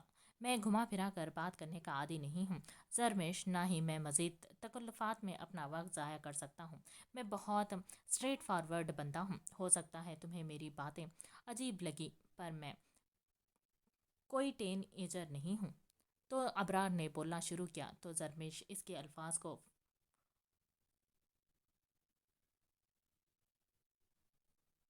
وضاحت دیکھ کر مزید متاثر ہوئی تھی۔ وہ واقعی میچور تھا۔ وہ بات کرتے وقت لڑکھڑا نہیں رہا تھا، بلکہ خود اعتمادی سے کلام کر رہا تھا۔ میں نے آپ کو چند دنوں پہلے دیکھا ہے۔ میں آپ سے محبت کرنے لگا ہوں۔ ہو سکتا ہے یہ محبت نہیں، میری اٹریکشن ہو، پر اس اٹریکشن نے مجھے مجبور کر دیا ہے کہ میں آپ سے بات کروں۔ میں اس بات کا خیال نہیں کہ کچھ دن آپ سے دوستی رکھوں، پھر پیار محبت کی باتیں، پھر شادی، بلکہ میں ڈائریکٹ حلال رشتے میں بننے کا خیال ہوں۔ میرے نزدیک نکاح کے بعد مرد اور عورت خود کو زیادہ بہترین طریقے سے جان سکتے ہیں۔ ابرار بات کرتے خاموش ہوا تو اسے احساس ہو گیا تھا کہ زرمش اس کے کلام سے بہت متاثر ہوئی ہے۔ یہی وجہ تھی کہ وہ یک ٹک مسکرا کر اسے دیکھ رہی تھی۔ ابرار بھی گہرا مسکرایا۔ تو کیا میں آپ کی اس دلکش مسکراہٹ کا مطلب ہاں سمجھوں؟ ابرار کے پوچھنے پر زرمش کی مسکراہٹ فوراً سمٹی تھی۔ اپنی بے اختیاری پر جی بھر کر غصہ آیا تھا۔ کیا ہوا، آپ ٹھیک ہیں؟ زرمش کا چہرہ اچانک تاریک ہوا تھا۔ دیکھ کر تجسس سے پوچھا تھا، جی میں ٹھیک ہوں، لیکن جتنی فصیح طریقے سے ابرار نے بات کی تھی، اتنی لڑکھڑاہٹ زرمش کی بات میں تھی۔ لیکن کیا؟ ابرار نے بغور اس کے چہرے کے اتار چڑھاؤ کو دیکھتے پوچھا تھا۔ ابرار، آپ نے کہا آپ بہت اسٹریٹ فارورڈ ہیں، تو مجھ پر لازم ہے میں بھی آپ سے اسٹریٹ فارورڈ بات کروں۔ مجھے بہت خوشی ہے کہ آپ نے مجھے غلط کردار کی لڑکی سمجھ کر مجھے گرل فرینڈ بننے کا نہیں کہا تھا، بلکہ نکاح کی بات کی، لیکن اس کے باوجود میں آپ سے شادی نہیں کر سکتی۔ میری طرف سے معذرت چاہنے کے باوجود بھی ابرار کو ہاں نہیں کر سکی تھی۔ جانتی تھی ابرار اس کی حقیقت جاننے کے بعد نکاح کی پیشکش تو کبھی نہیں کرے گا۔ اپنے فیملی بیک گراؤنڈ کی وجہ سے انکار کر رہی ہیں۔ وہ جو ٹیبل سے اٹھنے لگی تھی، ابرار کی بات پر ٹھٹک کر رکی تھی اور ناسمجھی سے ابرار کو دیکھا۔ ابرار سنجیدگی سے اسے ہی دیکھ رہا تھا۔ کیا مطلب؟ زرمش نے خوفزدہ دل سے پوچھا تھا۔ وہ نہیں چاہتی تھی کوئی اس کی ذات کے متعلق جانے۔ مطلب یہ کہ جب انسان اپنے لیے کسی کا انتخاب کرتا ہے تو پہلے اس کی ذات کے متعلق معلومات حاصل کرتا ہے۔ میں نے بھی یہی کیا۔ معذرت، پر میں مجبور تھا۔ شادی پوری زندگی کا معاملہ ہے، تو میں نے آپ کے متعلق پوری معلومات حاصل کی ہے، آپ کی سوتیلی ماں اور آپ کے باپ کے متعلق، اس کے علاوہ آپ کی پہلی اور سگی ماں کے متعلق بھی۔ سگی ماں پر اس نے زور دیا تھا کہ اس کی بات سنتے زرمش کی سانسیں ٹھنڈی پڑنے لگی تھی۔ وہ سمجھ نہیں پا رہی تھی کہ وہ کیا ریئیکٹ کرے، مقابل کی پیش قدمی پر خوشی کا اظہار کرے یا اپنی آبرو اس کے سامنے کھلنے پر قسمت پر ماتم کرے۔ پر یہ تو ایک نہ ایک دن ہونا تھا۔ جو بھی اس سے شادی کرتا اسے یہ سب پتہ چلنا تھا۔ پھر بھی آپ مجھ سے شادی میں دلچسپی رکھتے ہیں؟ دل مقابل کی باتوں پر مطمئن ہوا تھا۔ اب جب وہ سب کچھ جانتا تھا تو اسے کیا مسئلہ ہو سکتا تھا؟ بالکل دلچسپی نہیں، بلکہ دل و جان سے یہ چاہت رکھتا ہوں کہ آپ میرے پروپوزل کو ایکسیپٹ کریں۔ میرے لیے ایسی لڑکی سے شادی کرنا خوش قسمتی کی بات ہوگی جس نے زندگی کے اتنے اتار چڑھاؤ میں بھی اپنے کردار کی حفاظت کی۔ یقیناً ایسی عورت میرے بچوں کی بھی اچھی پرورش کرے گی۔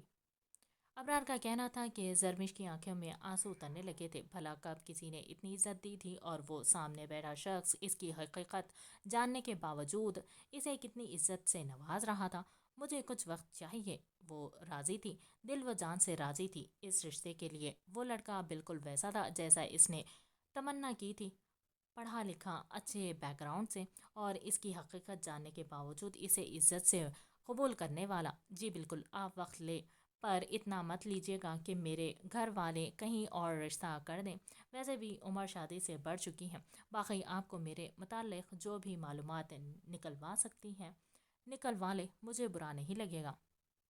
شوق لہجے میں کہا کہ زرمش مسکرا دی۔ نہیں، مجھے معلومات نکلوانے کی ضرورت نہیں ہے، بہت چھوٹی عمر سے میں نے زمانے کے اتار چڑھاؤ دیکھے ہیں، بہت سے روپ دیکھے ہیں، اب اتنا تجربہ ہو گیا ہے کہ بندے کو اس کی بات چیت سے پہچان لوں۔ میں بس اپنے گھر والوں سے بات کرنا چاہتی ہوں، پھر آپ کو جواب دوں گی۔ بات کیا کرنی تھی؟ اسے تو موقع مل گیا تھا شبانہ کے چنگل سے نکل کر ایک محفوظ پناہ گاہ پہ جانے کا۔ اسے تو صرف شبانہ کو اطلاع دینی تھی کہ وہ شادی کر رہی ہے، اور وقت مانگنے کی وجہ یہی تھی کہ وہ فوراً ابرار کو ہاں نہیں کرنا چاہتی تھی۔ بہت شکریہ زرمش، آپ نے اتنا وقت دیا، مجھے یقین ہے آپ میرا دل نہیں توڑے گی۔ یہ میرا نمبر رکھ لیں، اگر ضرورت پڑے تو میں حاضر ہوں۔ اپنا کارڈ زرمش کے سامنے کرتا وہ شخص کھڑا ہو گیا تھا، اور پھر ایک مسکراہٹ زرمش کی جانب اچھالنے کے بعد وہاں سے نکل گیا۔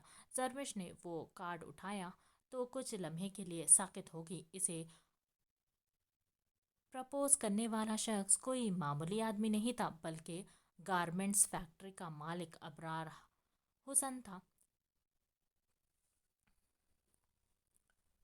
پل بھر کے لیے اسے یقین نہ آیا، وہ آنکھیں پھاڑے اس کارڈ کو دیکھتی رہی تھی، پھر اگلے ہی لمحے اس کے کارڈ کو چھپا لیا۔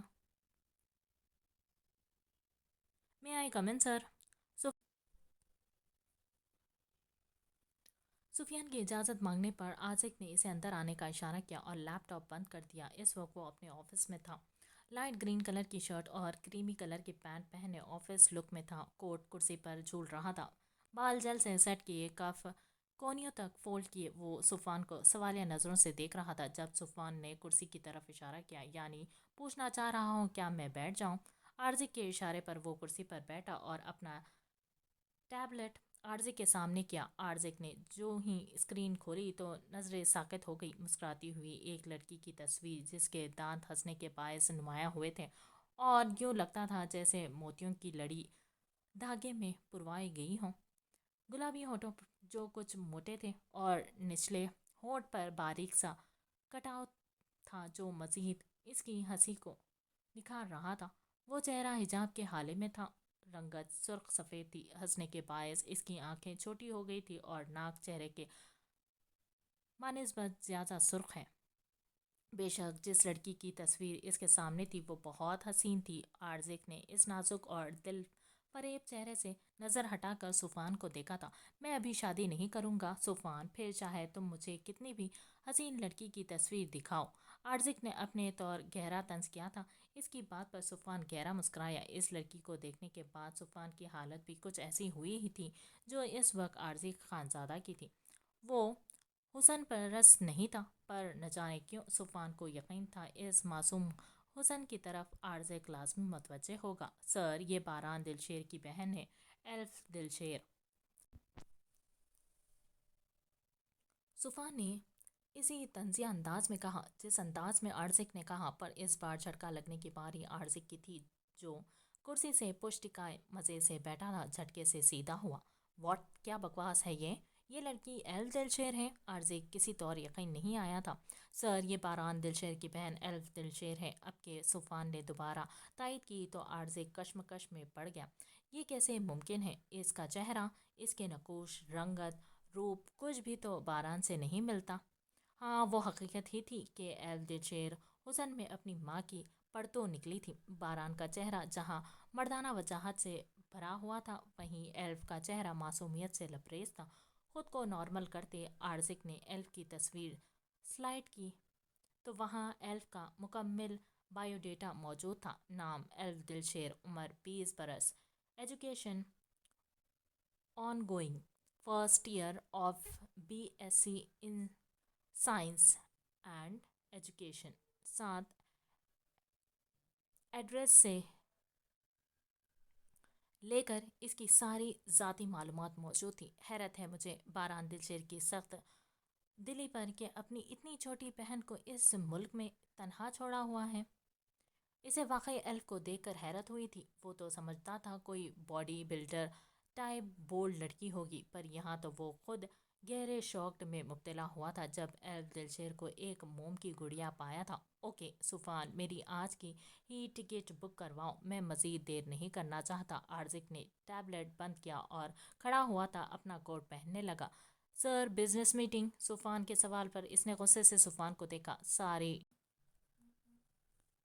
ساری ڈیٹیلز تمہیں میل کر چکا ہوں میں، اور 1-2 دن کی بات ہے۔ اپنی بات مکمل کرتے عارض کمرے سے نکل گیا تھا۔ ان سب باتوں کے بعد تو بہرحال دلشیر کبھی اپنی بہن کا رشتہ مجھے نہیں دے گا۔ سفان نے افسوس سے ایلف کی تصویر کھولتے ہوئے حسرت سے دیکھی تھی۔ یہ اندازہ تو اسے بھی نہیں تھا کہ ایلف دلشیر اس قدر حسین ہے، ورنہ عارض کی جگہ بہرحال کا وفادار بننے میں بھی کوئی حرج نہیں تھی۔ اپنی ہی سوچ پر ہنستے ہوئے وہ عارض کی ٹکٹ بک کرنے لگا۔ اب اس کا جلاد باس نہ جانے اس معصوم لڑکی کے ساتھ کیا سلوک کرنے والا تھا، کیونکہ حسین چہرے عارض خانزادہ کے دل پر کہاں اثر کرتے تھے، وہ تو پل میں اپنی نظروں سے حسن کو بے مول کر دیتا تھا۔ شکل سے تو آپ بھی اتنے بدتمیز نہیں لگتے۔ چاہتے ہوئے بھی ریم اپنی زبان کو روک نہیں پائی تھی۔ بھلا یہ شخص کیوں اس سے اتنی بدتمیزی کر رہا تھا؟ جب سے ملا تھا ایسے ہی اکڑ دکھا رہا تھا۔ ذرا پھر سے بولنا، کیا بولا ابھی تم نے؟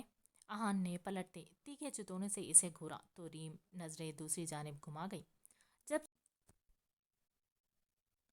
جب سے ملی ہوں آپ کو عزت ہی دی ہے، بھائی کہا تھا تو اس لفظ کا لحاظ کر کے ہی۔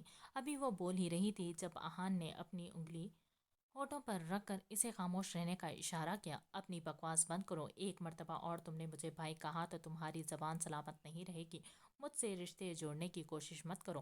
اس کا آخری جملہ سن ریم کا منہ کھلا کا کھلا رہ گیا۔ وہ بھلا اس اکڑ شخص سے کیوں رشتہ بناتی؟ ریم کا دماغ سچ مچ الٹ گیا تھا۔ او بھائی، آپ کچھ زیادہ ہی خوش فہم ہو رہے ہیں۔ میں روڈ پر جھاڑو لگانے والے کو، سڑک پر رکشہ چلانے والے کو بھی عزت دینے کے لیے بھائی کہہ دیتی ہوں۔ آپ کو بھی اسی لیے کہا تھا۔ الحمدللہ میرے پاس رشتوں کی کمی نہیں ہے جو ہر ایرے غیرے سے رشتہ جوڑوں۔ ریم کی جانب سے اسے ٹکا سا جواب دیا گیا تھا کہ آہان کو اس کا الفاظ اور لہجہ سخت زہر لگا۔ وہ اس کا موازنہ سوائپر اور رکشہ ڈرائیورز کے ساتھ کر رہی تھی، اور ایک مرتبہ پھر اسے بھائی کہہ چکی تھی۔ پھر تو تمہارے گھر والوں کے پاس بھی رشتوں کی کمی نہیں ہوگی، آہان نے عام سے لہجے میں کہتے قدم واپس اس کی جانب بڑھائے تو ریم کو اس کا عام سا لہجہ بھی بہت پراسرار لگا تھا۔ نہیں الحمدللہ، ریم کے جواب پر آہان مسکرایا تھا۔ ٹھیک ہے، پھر تو اگر میں بھی اسی وقت تمہارے قتل کر کے اسی یونی کے واش روم میں گاڑ دوں تو کسی کو کوئی فرق نہیں پڑے گا۔ دانت پیستے ابھی اس نے ریم کا بازو دبوچتے پوچھا تھا تو آہان کی نزدیکی سے ریم کی سانسیں رکنے لگی تھی۔ اس کی پرفیوم کی خوشبو اپنے اتنے آس پاس اتنے قریب پاتے ریم سانس تک روک گئی تھی۔ آہان کو اس بات کا احساس نہیں ہوا تھا کہ وہ غصے میں اس کے کتنے قریب آ گیا تھا۔ قتل کرنے والے کی معافی نہیں ہے، آنکھیں میچتے وہ جواب دینے سے اب بھی باز نہیں آئی تھی، جبکہ اس کی یہی بات آہان کو سلگا رہی تھی کہ وہ لڑکی جوابی کارروائی کرنے سے پیچھے نہیں ہٹ رہی تھی، جبکہ کوئی بھی اس کے سامنے اتنا نہیں بولتا تھا، پر وہ کل کی آئی چھٹاک بھر کی لڑکی اس سچویشن میں، جبکہ وہ اس کے ساتھ کچھ بھی کر سکتا تھا، ڈرنے کے باوجود اسے مسلسل تیلی لگا رہی تھی۔ اس کی میچی آنکھیں اپنے آپ میں آہان کے لیے سوالیہ نشان تھی۔ ابھی اس کی پلکوں کی جنبش دیکھ ہی رہا تھا جب اچانک واش روم کا دروازہ کھلا۔ دروازے پر آہان کے دوست کھڑے تھے۔ اندر کا منظر دیکھ کر سب نے آہان کو تنگ کرنے کے لیے منہ پر یوں ہاتھ رکھا تھا جیسے اندر کوئی رومانٹک سین چل رہا ہو اور وہ شرم سے چہرہ چھپا رہے ہوں، جبکہ وہ جانتے تھے رومانس لفظ آہان دلشیر کی ڈکشنری میں نہیں ہے۔ اچانک آہان نے جھٹکے سے ریم کا بازو جھٹکا تو وہ جو آنکھیں میچے کھڑی تھی لڑکھڑا کر پیچھے واش روم بیسن سے ٹکرائی تھی۔ آہان زین اور محلق کو غصے سے گھورتے واش روم سے باہر نکل گیا تھا، جبکہ ایک مرتبہ پھر اس قدر بے عزتی پر ریم کا چہرہ سرخ پڑ گیا تھا۔ زین اور محلق اسے ہی استہزائیہ نظروں سے دیکھ رہے تھے، لیکن اسے سمجھ آ گیا تھا کہ یہ سب اتفاق نہیں ہے بلکہ یہ سب آہان کے دوستوں کا ہی کام تھا۔ وہ خطرے خاموش گوشے میں بیٹھی تھی. سامنے ہی یونی کا مین گراؤنڈ تھا جہاں ارسلان نیازی اور اس کے گروپ کے لڑکے فٹ بال پریکٹس کر رہے تھے. وہ یہاں بیٹھی آرگینک کیمسٹری کا مطالعہ کر رہی تھی. وقتاً فوقتاً ایک نظر میچ کھیلتے ارسلان نیازی پر بھی ڈال لیتی. حقیقت تو یہ تھی کہ وہ اس یونی میں ایک شخص سے ڈرتی تھی اور ارسلان نیازی تھا وہ. انہی کی طرح سیم ایئر میں تھا، لیکن ان کے بیچ کے لڑکوں اور ارسلان نیازی کے بیچ کے لڑکوں کے درمیان دشمنی کی زد میں ان کے کلاس کی لڑکیاں بھی آتی تھیں. اگرچہ ان کے بیچ کے لڑکے بھی ارسلان نیازی کی کلاس کی لڑکیوں کو تنگ کرتے تھے، لیکن وہ تنگ کرنا صرف شرارتاً تھا. مقصد ان کے ساتھ بدتمیزی کرنا نہیں تھا، لیکن ارسلان نیازی کا گروپ ان کے ساتھ باقاعدہ بدتمیزی کرتا تھا. ان کے پیچھے بیہودہ آوازیں کستا، اسی لیے وہ بار بار نظر اٹھا کر سامنے دیکھ رہی تھی کہ اگر وہ گراؤنڈ سے ایک قدم بھی باہر نکالا تو وہ الٹے قدم یہاں سے بھاگ جائے گی. یہاں بیٹھنے کا مقصد بھی ضیا سے نظریں چرانا تھا. جتنی بدتمیزی کل وہ اس کے ساتھ کر چکا تھا، اس کے بعد وہ ضیا کی شکل فی الحال بالکل نہیں دیکھنا چاہتی تھی.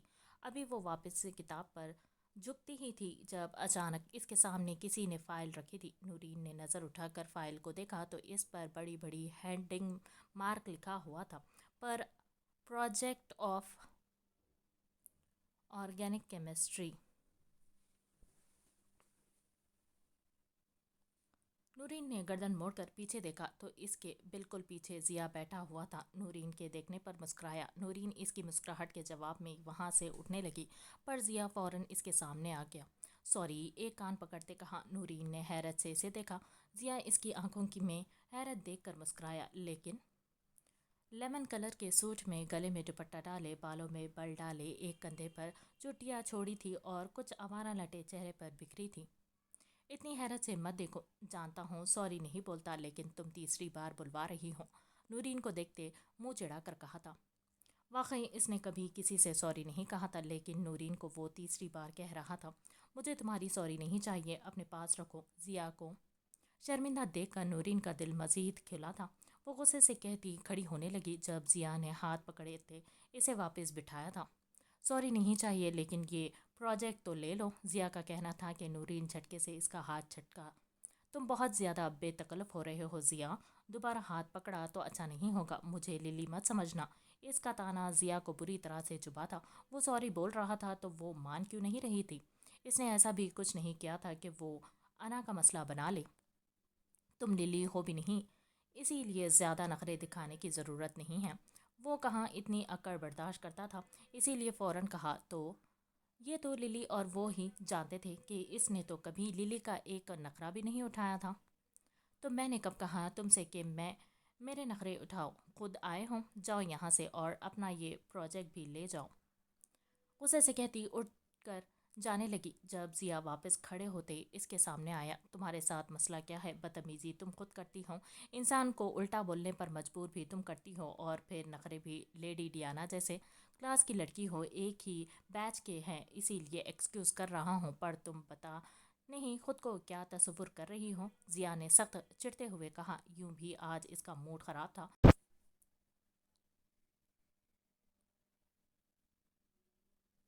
ایہان بھی اس سے بات نہیں کر رہا تھا. یہاں سے مغز ماری کر کے اسے ایہان کے پاس جانا تھا، پر اب اس لڑکی نے تو دماغ ہی گھما دیا تھا. وہیں دوسری طرف نورین اسے ظالم نکل جانے کے ارادے سے گھور رہی تھی. کتنا عجیب شخص تھا. ہمیشہ بدتمیزی کرتا تھا اور پھر منانا آتا تھا اور پھر دوبارہ بدتمیزی کرتا تھا. وہ یہ سوچ کر پریشان ہوئی تھی کہ نہ جانے للی کیسے اس ذلیل انسان کو ٹالریٹ کرتی تھی. کوئی بات نہیں، یہ لیڈی ڈیانا جیسے نخرے ہم خوشی خوشی بنا ماتھے پر شکن لائے اٹھا لیں گے. ابھی وہ دونوں خود میں ہی مصروف تھے کہ پیچھے سے ارسلان نیازی کی آواز سنتے. جہاں ضیا کے چہرے پر ناگواریت اتری تھی، وہیں نورین کا چہرہ خوف زدہ ہوا تھا. ضیا، لائبریری میں چل کر بات کرتے ہیں ہم پلیز. ضیا کا منہ کھلتے دیکھ کر نورین خود سے ضیا کے مقابلے آئی تھی. ضیا نے اس کا خوف دیکھ کر مٹھیاں بھیجتی. شاید وہ اسے اکیلا دیکھ کر ڈر رہی تھی. ہاں ہاں جاؤ، لائبریری میں جاؤ، یہاں تو تنہائی نہ مل سکے، وہاں کوئی نہیں ہوگا. وہ جملہ کسنے باز نہیں آ رہا تھا، لیکن نورین اگلے ہی لمحے ضیا کا بازو تھام گئی تھی. وہ نہیں چاہتی تھی اس بار کی لڑائی میں اس کا نام اچھالا جائے کہ لڑائی نورین کی وجہ سے ہوئی ہے، مجھے ان کی بکواس سے کوئی فرق نہیں پڑتا، ضیا یہاں سے چلو۔ جبکہ اس کی فکر مندی کو نظر انداز کرتے ضیا نے الٹا اسے ہی سرد نظروں سے گھورا، جیسے نورین کی بزدلی پر غصہ آیا ہو۔ تم جاؤ زونی، ضیا نے نورین کا ہاتھ پکڑتے اسے پیچھے کرتے کہا۔ اف ضیا، اس کا دل کہاں لگے گا؟ یار تیرے بغیر تو جا، میں جب تک اچھے اچھے بچوں کے نام سلیکٹ کر کے رکھتا ہوں۔ ارسلان کی اگلی بات سنتے نورین کا سارا خون سمٹ کر اس کے چہرے پر جمع ہوا تھا اور ضیا کا صبر جواب دے گیا تھا۔ اگلے ہی لمحے نورین کی پرواہ کیے بغیر اس نے اچانک زوردار مکہ ارسلان نیازی کے منہ پر مارا۔ بے شک وہ بزدل یا کمزور نہیں تھا، پر یہ اس کی بڑی غلطی تھی، کیونکہ اس وقت ارسلان نیازی اکیلا نہیں تھا، بلکہ اس کے ساتھ اس کے گروپ کے 4 لڑکے تھے اور وہ اکیلا مقابلہ نہیں کر سکتا تھا۔ نتیجہ یہ نکلا کہ وہ سب ایک ساتھ ضیا پر جھپٹے تھے۔ یہ سب دیکھتے نورین کی ٹانگیں کانپنے لگی۔ وہ اگلے ہی لمحے الٹے قدم وہاں سے بھاگی تھی۔ اس کا رخ سپورٹ کے سامنے والے ایریا کا تھا، کیونکہ اکثر ایہان وہیں پایا جاتا تھا۔ ہانپتے ہوئے جب تک وہ ایہان کے پاس پہنچتی، وہ اپنے بیچ کے سارے لڑکوں کو چیخ چیخ کر بتا رہی تھی کہ ضیا اور ارسلان نیازی کی لڑائی ہو گئی ہے۔ ملحق اور زین جو کینٹین سے کولڈ ڈرنک لیتے ایہان کے پاس جا رہے تھے، نورین کی بات سنتے کولڈ ڈرنک پھینکتے ضیا کے پاس بھاگے تھے۔ نورین کے پہنچنے سے پہلے ہی ملحق ایہان کو فون کر چکا تھا۔ کچھ ہی دیر میں تمام اسٹوڈنٹ وہاں جمع ہو چکے تھے۔ کچھ اس لڑائی پر پریشان تھے اور کچھ انجوائے کر رہے تھے۔ ارسلان نیازی کا گروپ 5 سے 6 لوگوں پر مبنی تھا، جبکہ وہ لوگ تک کل 6 تھے۔ اس کے باوجود ارسلان نیازی کے گروپ پر بھاری پڑ رہے تھے، پر ارسلان نیازی اور اس کے گروپ کے عامر سے مقابلہ کچھ مشکل تھا کہ براؤن بیلٹ رہ چکے تھے۔ زمین پر ایک دوسرے میں گتم گتا ہوئے۔ ان میں سب سے زیادہ خراب حالت ضیا کی تھی کہ جب تک ملحق اور زین پہنچے تھے وہ کافی پٹ چکا تھا اور اب ملحق اور زین کے لیے مقابلہ کرنا مشکل ہو رہا تھا۔ ضیا کے ایک بازو پر شدید ضرب لگی تھی اور وہ بازو سیدھا بازو تھا۔ کیا ہوا؟ نکل گئی ساری ہیکڑی؟ اور وہ کہاں ہے تیری نازک پھلجڑی جس کے لیے تو نے مجھ پر ہاتھ اٹھایا؟ اپنی ناک کو چھوتے ارسلان نے ضیا کے اسے بازو پر ایک لات ماری تھی۔ ضیا کا مارا گیا مکہ شدید تھا کہ اس کی ناک دکھ رہی تھی۔ یہ سب کیا ہو رہا ہے؟ ریم لوگوں کا ہجوم چیرتی کلاس کی لڑکیوں کے ساتھ باہر آئی تھی، پر لڑنے والے لڑکوں کو دیکھ منہ پر ہاتھ رکھا تھا۔ وہ ضیا، ملحق اور زین کو پہچان گئی تھی۔ ان سے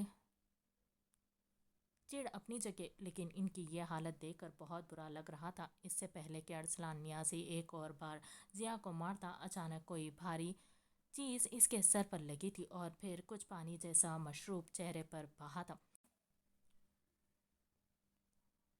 پیچھے پلٹ کر دیکھا تو ہاتھ میں ٹوٹے کانچ کی بوتل کا منہ پکڑے ایہان غضبناک انداز میں اسے گھور رہا تھا۔ اگلے ہی لمحے ارسلان نیازی کے کچھ سمجھنے سے پہلے ہی ایک زوردار لات ارسلان نیازی کے سینے پر ماری تھی، لیکن ایک لات مارنے کے بعد وہ رکا نہیں تھا، بلکہ سائیڈ اینگل پر کھڑے ہوتے پے در پے ارسلان نیازی کے سیدھے ہاتھ پر لاتوں سے ضرب لگائی تھی۔ لیکن جب عامر نے ایک کانچ کی بوتل ایہان کے سر پر ماری تھی، اگلے ہی لمحے ملحق اور زین اس پر جھپٹے تھے اور ایہان کو ارسلان نیازی کے مقابلے کے لیے چھوڑ دیا تھا۔ پل بھر کا معاملہ تھا کہ ایہان کچھ لمحوں کے لیے عامر کی جانب متوجہ ہوا تھا۔ اس کا فائدہ ارسلان نے اٹھایا تھا اور ایہان کی گردن کو دبوچا تھا۔ ایہان نے اپنی گردن ارسلان سے چھڑوانے کی تکو-دو میں تھا، پر ارسلان کی پکڑ مضبوط تھی۔ اگلے لمحے ایہان نے ارسلان کے ہاتھ چھوڑ اپنا دایاں پیر ارسلان کے پیر میں اٹکا کر یوں گھمایا کہ ارسلان کی پکڑ خود بخود ایہان کی گردن پر ہلکی ہوئی تھی اور وہ نیچے گرے۔ بہت غلط پنگا لیا ہے ارسلان تو نے۔ وہ ارسلان نیازی کے سینے پر لات مار رہا تھا۔ ارسلان نیازی کو کھڑا کر گیا اور اپنا سیدھا ہاتھ ارسلان کے سیدھے ہاتھ میں مروڑ دیا۔ ایہان کا نشانہ ارسلان کا سیدھا ہاتھ تھا، جبکہ وہاں موجود سب سانس روک کے کھڑے تھے۔ کچھ بچے پروفیسرز اور ڈین کے پاس بھاگ گئے تھے۔ اس चीना झपटी में एहान की शर्ट के बटन टूटे थे। रीम आंखें फाड़े इस शख्स को देख रही थी जिसे देखते दिमाग में पहला लफ्ज़ बैड बॉय आता था। ये तो तय था कि अहान का ये रूप देखने के बाद वो दोबारा कभी अहान से बहस नहीं करने वाली थी, क्योंकि जिस तरह वो अरसलान नियाजी को मार रहा था वैसा एक थप्पड़ भी इसे मार देता तो यकीनन वो जान से चली जाती।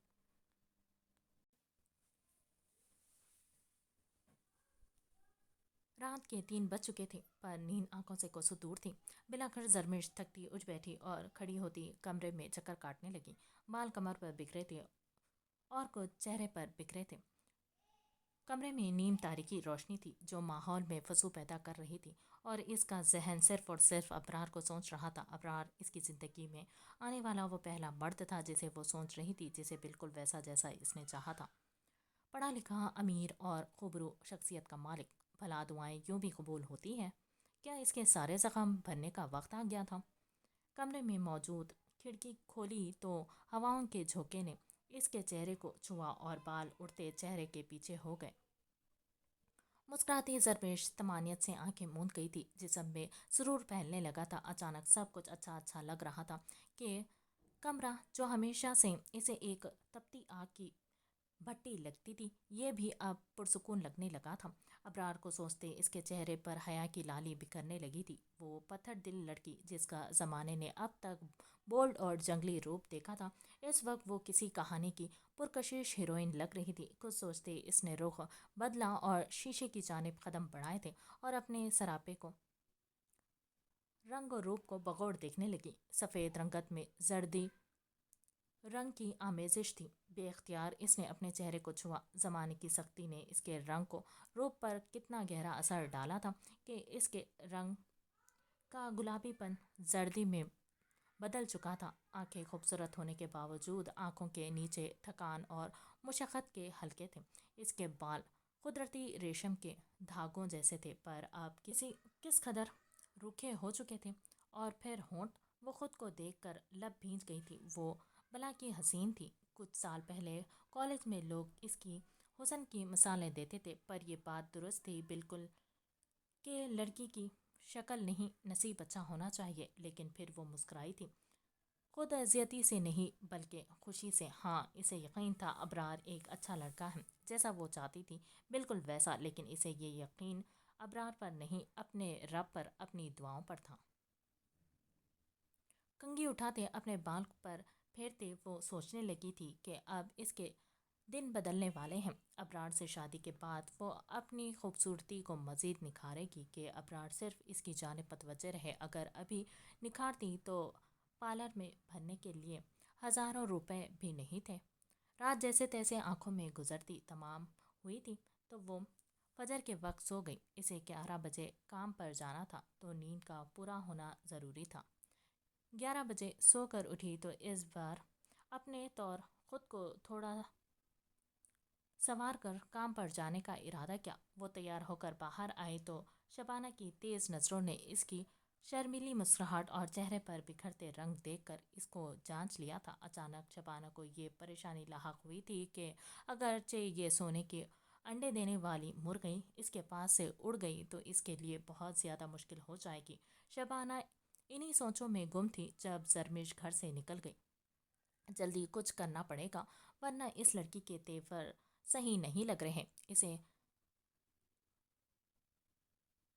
खूंटी से बांधना पड़ेगा। सेब की फांक काट कर मुंह में डालते शबाने ने अपना फ़ोन उठाया था और अपनी बहन का नंबर मिलाने लगी। इससे मशवरा ज़रूरी था। मशवरा जरमिश को बहू बनाने का नहीं बल्कि इस चीज़ का कि करना था कि जरमिश को राज़ी कैसे करे। जो सलूक वो जरमिश के साथ करती आई थी, या कुछ दिन पहले जरमिश ने जिस कदर फराज की धुलाई की थी, बहुत मुश्किल था जरमिश इससे शादी की हामी भरती।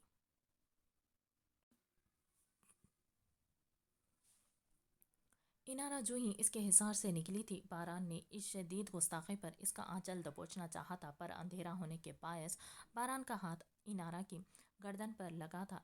इनारा को शदीद जलन का एहसास हुआ था। वो फौरन वहाँ से भाग गई थी। इनारा को کوٹھے کے صرف اسی حصے سے آشنائی تھی، جبھی اندھیرا ہونے کے باوجود بہت تیزی سے وہ اپنے کمرے میں گھس گئی تھی، لیکن دروازہ اتنا آہستہ بند کیا تھا کہ مقابل اس دروازے کی آواز کا تعین بھی نہ کر سکے۔ باران اس لڑکی کے پیچھے دروازے تک آیا تھا، لیکن پھر اندھیرا ہونے کے باعث مٹھیاں بھیج گیا تھا۔ 2 لمحے ہی ہوئے تھے جب اچانک جھماکے سے لائٹ آن ہوئی۔ باران نے بے اختیار آنکھیں بند کی تو نظروں میں وہ جھیل سی گہری آنکھیں گھوم گئی تھی۔ باران نے آنکھیں کھول کر اپنے ہاتھ کو دیکھا جو اس کی گردن پر لگا تھا۔ ناخن پر ہلکی ہلکی سرخی نمی لگی تھی، یعنی اس لڑکی کی گردن چھل چکی ہے۔ وہ کافی لمحے کھڑا اسی کے بارے میں سوچ رہا تھا، پھر پانی اپنے ہاتھ پر ڈالتا باران باہر آ گیا تھا۔ اس کے چہرے کے نقش تنے ہوئے تھے۔ پہلی لڑکی جس کو دیکھ کر وہ شہر میں جکڑا تھا، جو ایک کوٹھے پر رہنے والی لڑکی تھی، وہ اسے جھٹک چکی تھی۔ وہ باہر آیا تو بانو بائی تخت پر بیٹھی اور زریمان سامنے کھڑی مسکرا رہی تھی۔ میں ذرا لائٹ کھولنے گئی تھی، آپ کو کوئی مشکل تو نہیں ہوئی نا باران سیٹھ؟ زریمان نے لجاجت سے پوچھا تھا، تو باران زریمان کو نظر انداز کرتا بانو بائی سے مخاطب ہوا۔ اس عمارت کے اس پچھلے حصے میں کون رہتا ہے؟ باران کے پوچھنے کی دیر تھی زریمان کا دل جھوم اٹھا تھا، یعنی اندھیرے کے باوجود باران کی نظریں اس چڑیا پر پڑ چکی تھی۔ کوئی نہیں باران صاحب، وہ حصہ تو خالی پڑا ہے، وہاں رکھے کمرے میں کوٹھے کی غیر ضروری چیز رہتی ہے، بانو بائی نے خود اعتمادی سے کہا۔ باران دل سے ناراض ہو یا ان کا کوٹھا چھوڑ دے، وہ اپنی نازک وہ مومی ہیرو جڑی گڑیا باران دلشیر جیسے درندے کو خطر نہیں دینے والی تھی۔ انارا وہ چڑیا تھی جس میں بانو بائی کی جان بستی تھی، بھلا کیسے اس پھول کو کسی حیوان کے سپرد کر دیتی، جبکہ زریبان نے بٹیاں بیچ لی تھی۔ اسے باران پر بھی غصہ آیا تھا کہ وہ کیوں اسے اسی وقت گھسیٹتے ہوئے باہر نہیں لایا تھا، لیکن اسے دل میں یقین تھا کہ انارا کے حسن کی دید کے بعد باران دلشیر چین سے نہیں بیٹھ پائے گا۔ ٹھیک ہے، زریبان نے باران کو کہتے سنا تھا اور وہ اپنی بات مکمل کرتا باہر کی طرف چلا گیا تھا۔ زریبان کا منہ حیرت کی زیادتی سے کھلا تھا کہ وہ شخص واقعی کس قدر مغرور تھا کہ حسن پرست ہونے کے باوجود اصلی حسن کو کوئی قدر و قیمت ہی نہیں تھی۔ کیا واقعی اسے لا حاصل کو حاصل کرنے کا کوئی شوق نہیں تھا؟ باران جھٹکے سے گاڑی کا دروازہ کھول اندر بیٹھا، ابھی گاڑی سٹارٹ کرنے ہی لگا تھا کہ کسی خیال کے تحت اپنی شرٹ کے آستین اوپر اٹھائے تھے۔ بازو پر ایک چھوٹی سی دانتوں کی نیلی گڑی بنی تھی جس پر سرخ اور خون کی ننھی ننھی جمی ہوئی بوندیں تھیں۔ جنگلی ہرنی انارا کو جنگلی کے لقب سے نوازتے اس کے ہونٹ پر نامحسوس مسکراہٹ نمودار ہوئی تھی۔ وہ گاڑی سٹارٹ کرتا کوٹھے سے نکلنے لگا۔ وہ آج یہاں کسی لڑکی کی طلب یا تلاش میں نہیں آیا تھا، بلکہ وہ یہاں کسی خاص مقصد سے آیا تھا۔ بظاہر بانو بائی سے اس کا تعلق محض لڑکیوں کی لین تک تھا، پر اس کہیں زیادہ بڑا کام بانو بائی خفیہ طور پر اس کے لیے کرتی تھی، جس سے زریمان بھی لاعلم تھی۔ یونی کا پلے گراؤنڈ اس وقت میدان جنگ بنا ہوا تھا۔ ارسلان نیازی سے زمین پر گرتے اپنے بچاؤ کے لیے ٹوٹا کانچ کا ٹکڑا اٹھایا تھا اور زور سے احان کی ران میں گھسا دیا تھا کہ احان موقع پر نہ سنبھل پایا، لڑکھڑا کر پیچھے ہوا تھا۔ اس کی ٹانگ سے خون تیزی سے بہہ رہا تھا۔ اس وقت وہ بلیو جینس میں تھا، اس کے باوجود پینٹ پر خون کی نمی بالکل ظاہر تھی۔ سختی سے دانت بھینچتے اس سے پہلے احان اس کانچ کو نکالتا، ارسلان نیازی نے اسی پر اپنی ٹانگ ماری تھی کہ احان درد کی شدت سے پیچھے گرا تھا۔ بس ہو گیا، اتنا ہی جوش تھا مسٹر بلیک بیلٹ میں؟ منہ سے خون تھوکتے ارسلان نیازی نے لڑکھڑاتی چال سے ہلتے ہنستے ہوئے پوچھا تھا تو احان کی آنکھوں میں نمی اترنے لگی۔ چہرہ شدت ضبط سے لال انگارا ہوا چکا تھا، آنکھوں میں بھی لہو اترا ہوا تھا، جیسے اس کی نظریں کچھ دور کھڑی ریم پر تھی جو منہ پر ہاتھ رکھے کانپتی ٹانگوں سے اسے ہی دیکھ رہی تھی۔ اس وقت صرف زین اور ارسلان نیازی کھڑے تھے، باقی سب کے سب زمین پر ڈھیر تھے۔ ارسلان نیازی صرف ایک لات کی مار تھا اور وہ بھی ڈھیر ہو جاتا۔ وہ زین کی طرف بڑھا تھا جو احان کو بے بس ہوتا دیکھ کر خود بھی خوفزدہ ہوا تھا۔ وہ جانتا تھا کہ ارسلان نیازی اس قدر گھٹیا شخص ہے کہ وہ لڑائی میں جان لیوا چیزوں کا بھی استعمال کرے گا۔ جبکہ دور کھڑی ریم حیران و پریشان تھی کہ اتنے لوگوں مل کر بھی اس لڑائی کو نہیں روک رہے تھے بلکہ ویڈیو بنا رہے تھے۔ اسے ایک دم ایہان دلشیر پر رحم آیا تھا، یہ جانے بغیر کہ وہ شیر جان بوجھ کر زمین پر لیٹا ہے۔ وہ جذباتی ہونے سے زیادہ دماغ سے کام لیتا ہے۔ اس کے لیے ارسلان نیازی کے وار سے بچنا مشکل نہیں تھا، لیکن اس نے خود لڑائی ڈھیلی چھوڑ دی تھی کیونکہ اس کی نظر فرسٹ فلور سے آتی ڈین پر پڑ چکی تھی، ساتھ باقی پروفیسرز پر بھی۔ تم نے خود لڑائی شروع کی تھی ارسلان، تم نے ہماری کلاس کی لڑکی کے ساتھ فحش الفاظ کا استعمال کیا ہے۔ پیچھے ہجوم میں کھڑے پروفیسرز کو دیکھتے زین نے جان بوجھ کر کہا تو ارسلان نیازی اکڑ سے ہنستا زین کے منہ پر ایک مکہ مار گیا تھا۔ زین لڑکھڑاتے زمین پر گرا تھا۔ ابھی تو صرف گفتگو کی تھی، پر تم لوگوں میں اکڑ بہت ہے جو ارسلان نیازی کو توڑنے میں بہت مزہ آتا ہے، اور دیکھو اپنے اس شیر کو جو ڈھیر پڑا ہے، لیکن آج اس کتے نما شیر کی دم پر میں پاؤں رکھوں گا، بلکہ اسے توڑ ہی ڈالوں گا۔ زین کے سینے پر بیٹھتے وہ زین کو مارنے لگا تھا جب موقع کو غنیمت جانتے ریم فوراً آگے بڑھی تھی۔ ایہان آنکھیں بند کیے لیٹا تھا کیونکہ اپنی نظروں کے سامنے اپنے دوستوں کو پٹتا دیکھنا بہت مشکل عمل تھا، لیکن یہ مصلحتاً بہت ضروری تھا۔ اگر وہ جوابی کارروائی کرتا تو ارسلان نیازی کے گروپ کے ساتھ ان کا گروپ بھی ریسٹریکٹ ہو جاتا، لیکن اچانک اپنی ٹانگ پر کسی بوجھ کو محسوس کرتے اس نے پل بھر میں آنکھیں کھولی تھی تو نظریں ساکت ہو گئی تھی۔ حجاب کے حالے میں اس کی ٹانگ کے پاس بیٹھی لڑکی ریم تھی۔ اس کے چہرے کا رخ ایہان کے پاؤں کی طرف تھا، لیکن وہ اسے پہچان چکا تھا۔ اچانک ران پر شدید جلن کے احساس سے اس کے منہ سے ہلکی سی چیخ نکلی اور وہ سختی سے دانتوں تلے لب بھینچ گیا تھا جب ریم نے ایک جھٹکے سے اس کانچ کو باہر کھینچا دیا تھا، لیکن اس کی چیخ پر ارسلان اس جانب متوجہ ہوا اور اس لڑکی کو ایہان کی مدد کرتا دیکھ کر غصے سے کھولتا زین کے اوپر سے اٹھتا ریم کی طرف بڑھا تھا۔ اس سے پہلے کہ وہ ریم کی طرف بڑھتا پروفیسر کی دہاڑ نما آواز آئی تھی، "enough Arsalan Niazi, otherwise I will call the police". Professor کی چیخ کا اس پر کوئی خاص اثر نہیں ہوا تھا کیونکہ اس کے باپ کی پہنچ بہت اوپر تک تھی۔ بڑے بڑے سیاسی لیڈرز اس کے باپ کی جیب میں پڑے ہوتے تھے۔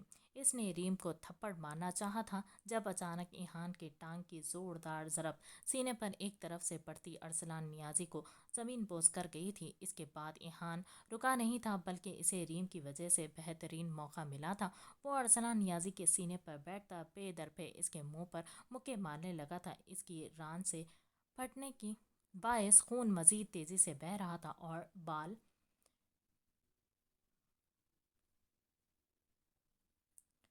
کی پونی جو پہلے ہی ڈھیلی ہو چکی تھی کھل کر اس کے چہرے پر بکھر چکی تھی۔ جب سینئر پروفیسر نے ایہان کو زبردستی پیچھے کھینچا تھا، "انف ایہان، چھوڑ دو اسے، وہ بے ہوش ہو چکا ہے"۔ "نو سر، میں اسے نہیں چھوڑوں گا، یہ ہمارے بیچ کی لڑکیوں کو ہراس کر رہا تھا"۔ ایہان نے کہا، "پر اسے پیچھے کر دیا گیا تھا، پولیس کو پہلے ہی کال کی جا چکی تھی، ساتھ ایمبولینس کو بھی"۔ ایہان نے غصے سے پلٹتے ریم کو دیکھنا چاہا تھا جو پاگل، بے وقوف اور احمق لڑکی کسی چیز کی پرواہ کیے بنا پرائے پھڈے میں کود چکی تھی۔ اگرچہ وہ ہوش میں نہ ہوتا تو ارسلان نیازی اس کو نقصان پہنچانے سے بھی پیچھے نہ ہٹتا۔ کیا وہ ہر کسی کی لڑائی میں ایسے ہی کود جایا کرتی تھی؟ لیکن خوش قسمتی سے ریم وہاں سے جا چکی تھی۔ پولیس ایہان کو ابھی اپنے ساتھ لے کر گئی تھی اور یونی کے سینئر پروفیسرز بھی ان کے ساتھ گئے تھے جن کو ساری لڑائی اور معاملے کا علم تھا۔ تیز آواز میں گانے بج رہے تھے۔ وہ سفید بنیان میں گیراج میں آئی گاڑی کے انجن پر جھکا ہوا تھا۔ اس کی بنیان پر جگہ جگہ سیاہ آئل لگا تھا۔ جب اس کے کندھے پر اس گیراج کے مالک صدیق نے ہاتھ رکھا تھا، "تم سے بات کرنی ہے باران، اندر آؤ"۔ صدیقی بول کر اپنے مخصوص چھوٹے کمرے کی طرف بڑھ گیا تھا جہاں باران بھی کپڑے سے ہاتھ صاف کرتا۔ صدیقی کے پیچھے گیا۔ صدیقی اس کا محسن تھا۔ "باران، یہ گیراج دلاور سیٹھ مجھ سے خرید چکا ہے"۔ صدیقی کے کہنے پر باران خاموشی سے کھڑا رہا تھا جب صدیقی اس کے سامنے آیا اور اس کے کندھے پر ہاتھ رکھا تھا۔ تمہارا باپ ایک نیک آدمی تھا باران، اس کی شرافت کی مثال ساری زمانہ دیتا ہے۔ جو بھی ہوا وہ نصیب کا کھیل تھا۔ میں جانتا ہوں تم بہت ٹوٹے ہوئے ہو، لیکن اس وقت تمہیں خود کو سنبھالنا ہوگا۔ صحیح غلط دونوں راستے ہر قدم پر تمہارے سامنے آئیں گے۔ میرے مطابق ابھی تمہاری عمر چھوٹی ہے۔ ہر کوئی تمہارا استعمال کرنے کی کوشش کرے گا، پر تم موقع مت دینا۔ صدیقی صاحب اپنے تئیں اسے سمجھا رہے تھے، جبکہ باران بالکل سپاٹ چہرے لیے ان کے سامنے کھڑا تھا۔ میں آپ کی بات کا مطلب نہیں سمجھا۔ اسے صدیقی کی ہمدردی چبھی تھی۔ اس کا دل پتھر اور وہ خود سخت ہو چکا تھا۔ کسی کی ہمدردی کے دو بول باران دلشیر کے زخم ادھیڑ دیتے تھے۔ ٹھیک ہے، میں تم سے دو ٹوک بات کرتا ہوں۔ کل جس کو تم نے چائے دی، اس کا نام دلاور سیٹھ ہے۔ اس کی نظر تم پر پڑ چکی ہے باران۔ وہ تمہیں زیادہ پیسوں کی لالچ دے کر یا تمہاری زندگی کی کمزور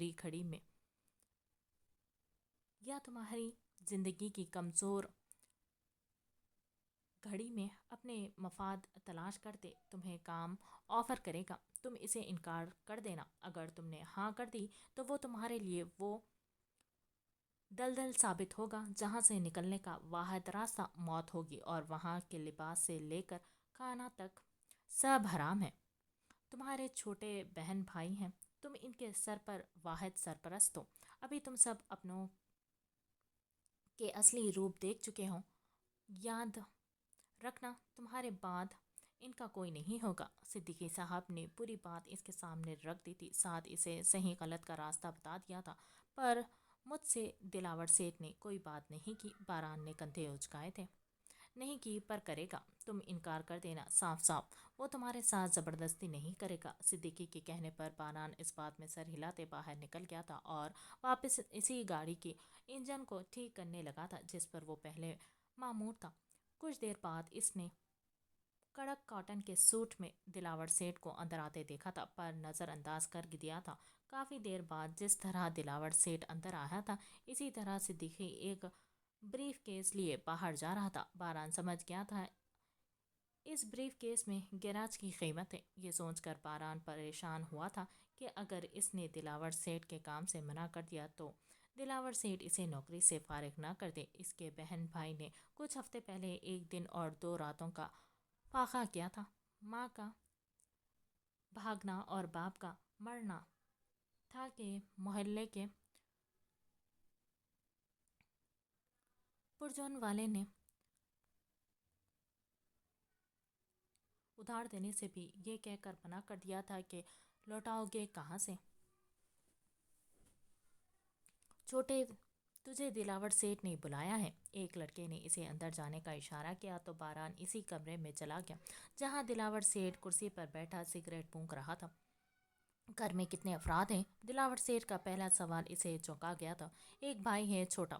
باران نے ایلف کا نام نہیں لیا تھا۔ جتنا گھناؤنا کھیل وہ دیکھ چکا تھا، اسے یہی لگتا تھا کہ اس کے پاس سب سے قیمتی چیز ہی ایلف ہے، جسے شاید وہ سب سے چھپا کر رکھنا چاہتا تھا۔ اور کوئی نہیں۔ دلاور سیٹھ اس کی حرکت پر مسکرایا تھا کہ کیسے وہ لڑکا اپنی بہن کی گنتی ہضم کر گیا تھا، یعنی غیرت مند بھی تھا۔ نہیں، صرف میں اور میرا چھوٹا بھائی ہے، باران نے خود اعتمادی سے کہا تھا۔ تمہاری عمر کیا ہے؟ دلاور سیٹھ نے اگلا سوال پوچھا تھا۔ 16 سال ہے۔ اور بھائی کی؟ دلاور سیٹھ کے اگلے سوال باران کو پسند نہیں آیا تھا۔ وہ شخص اس کے بھائی کے بارے میں کیوں پوچھ رہا تھا؟ 9 سال کا ہے۔ باران کے جواب پر دلاور نے اس بات میں سر ہلایا۔ تمہاری تنخواہ کتنی ہے باران؟ وہ سوال پر سوال کر رہا تھا اور باران اس کے سوالوں کے جواب دے رہا تھا۔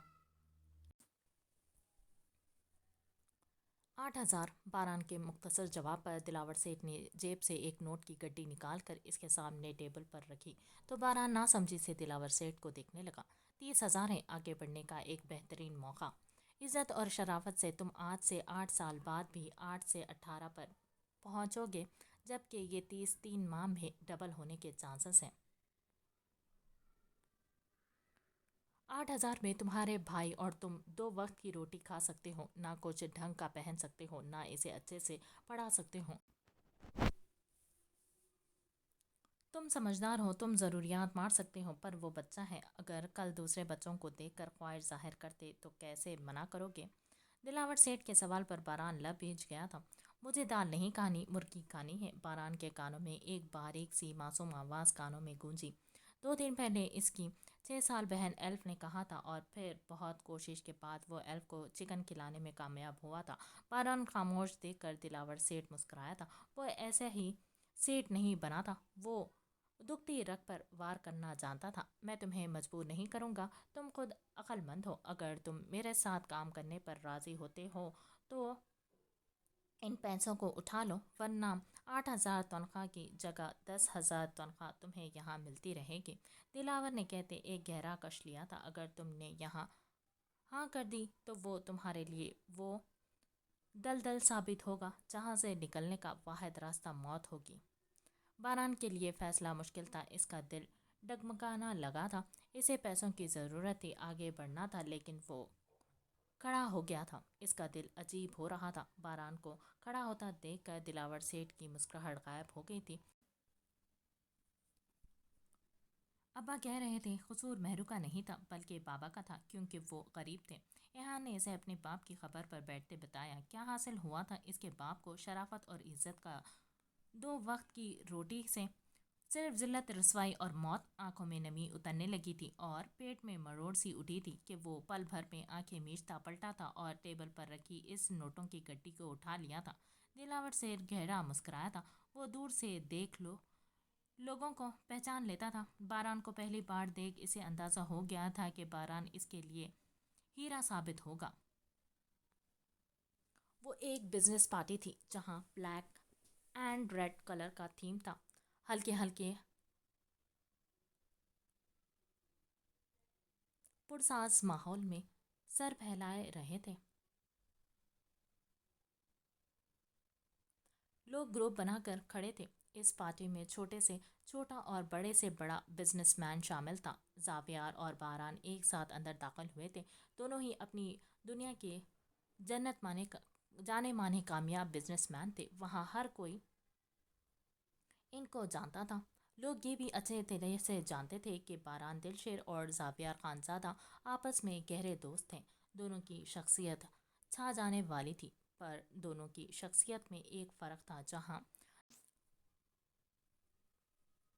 زاویار سے ملنے والا شخص اس سے متاثر ہوتا تھا، وہیں باران سے ملنے والا شخص پر پہلا تاثر خوف کا پڑتا تھا. وہ لوگ مسکرا کر لوگوں سے ملنے لگے تھے جب اچانک زاویار کے کندھے پر کسی نے ہاتھ رکھا تھا.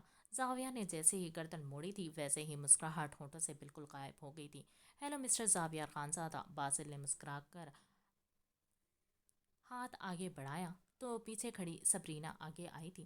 زاویار نے ایک نگاہ اس کو نہیں دیکھا تھا، جبکہ باران کی مسکراتی نظر سبرینا پر تھی. بیک لیس ٹاپ پر سرخ لپسٹک لگائے، بالوں کا جوڑا باندھا تھا، میک اپ کو خوبصورتی سے چہرے پر سجایا. وہ بہت خوبصورت لگ رہی تھی، شاید اس محفل کی تمام عورتوں میں سب سے زیادہ بولڈ اور خوبصورت. تم نے بتایا نہیں باران، یہ لوگ بھی یہاں انوائٹڈ ہیں؟ زاویار بنا کسی لحاظ کے باران سے اور تم نے بھی کہاں بتایا تھا زاوی کہ جب تک یہ تیرے ساتھ تھی اتنی خوبصورت نہیں تھی، لیکن اب کچھ زیادہ ہی خوبصورت ہو گئی ہے. اس کی کمر بہت چکنی ہے. باسل کو جلانے کے لیے باران نے تیر پھینکا تھا جب زاویار نے بہت مشکل سے مٹھیاں پیچھے اسے گھورا تھا، جبکہ باران کی بات سن کر باسل کا چہرہ بھی غصے سے سرخ ہو چکا تھا. ویسے مسٹر باسل، کیا آپ کی گرل فرینڈ ایک رات کے لیے میرے ساتھ قائم کر سکتی ہے؟ زاویار کو نظر انداز کرتے باران نے سبرینا کو نظروں کے حصار میں رکھا تھا، جو باران کو سالم نکل جانے والی نظروں سے دیکھ رہی تھی. باسل کچھ نہیں کہہ پایا تھا. وہ اس وقت باران دلشیر سے بگاڑ نہیں چاہتا تھا، جبکہ باسل کو خاموش دیکھ کر جو سبرینا کے چہرے پر ہتک اور ذلت کے احساس کے سائے لہرائے تھے، انہیں دیکھ کر زاویار کے اندر اطمینان دوڑا تھا. اس نے پہلی بار نظر اٹھا کر سبرینا کو دیکھا تھا، جو حسرت بھری نظروں سے اسی کو دیکھ رہی تھی، پر زاویار کی نظروں میں صرف حقارت اور استہزاء تھی. ایک چیختا ہوا سوال تھا. یہ ہے تمہاری پسند؟ تم بہت ہی کمینے ہو باران دلشیر، میں تمہیں بہت شریف سمجھتی تھی. سبرینا نے خود ہی جل کر جوابی کارروائی کی تھی. بکنے والی چیزوں کی قیمت لگانا کمینہ پن ہے. ویسے ڈونٹ وری، تم باران دلشیر کا معیار نہیں ہو، کیونکہ باران دلشیر نہیں کہتا، وہ کہتا ویٹر کو اشارہ کرتا وہاں سے چلا گیا تھا، جبکہ زاویار خانزادہ اس محفل سے ہی نکل گیا تھا۔ وہ ہر اس محفل سے نکل جاتا تھا جس کی مہمان سبیرینہ ہو، وہ کم ظرف مفاد پرست عورت۔ باسل غصے سے اس کو جھڑکتا وہاں سے چلا گیا تھا، جبکہ سبرینا نے تو باسل کی بات سنی ہی نہیں تھی۔ وہ تو اب تک اس محصور کن شخص کے سحر میں تھی جسے خود چھوڑ کر گئی تھی۔ آج اسے ایک بار پھر شدت سے احساس ہوا تھا کہ اس نے کیا کھو کر کیا پایا ہے۔ اگر آج اس بدتمیزی پر باسل کی جگہ زاویار ہوتا تو مقابل کا منہ سلامت نہ چھوڑتا۔ شاید باسل بھی ایسا ہی کرتا اگر وہ باسل کی عزت باسل کی بیوی ہوتی، لیکن وہ تو محض اس کے دل بہلانے کا سامان، اس کی رکھیل تھی۔ عارضی خانزادہ مطلوبہ پتے پر پہنچ چکا تھا۔ اس کی گاڑی اسٹریٹ ٹاؤن میں رکی تھی جہاں پر ایلف دلشیر کا گھر تھا۔ ایک کتے ہوش وہ گاڑی سے اترنے لگا تھا جب باریک سی چیختی آواز پر چونک کر کھڑکی سے باہر دیکھا تھا۔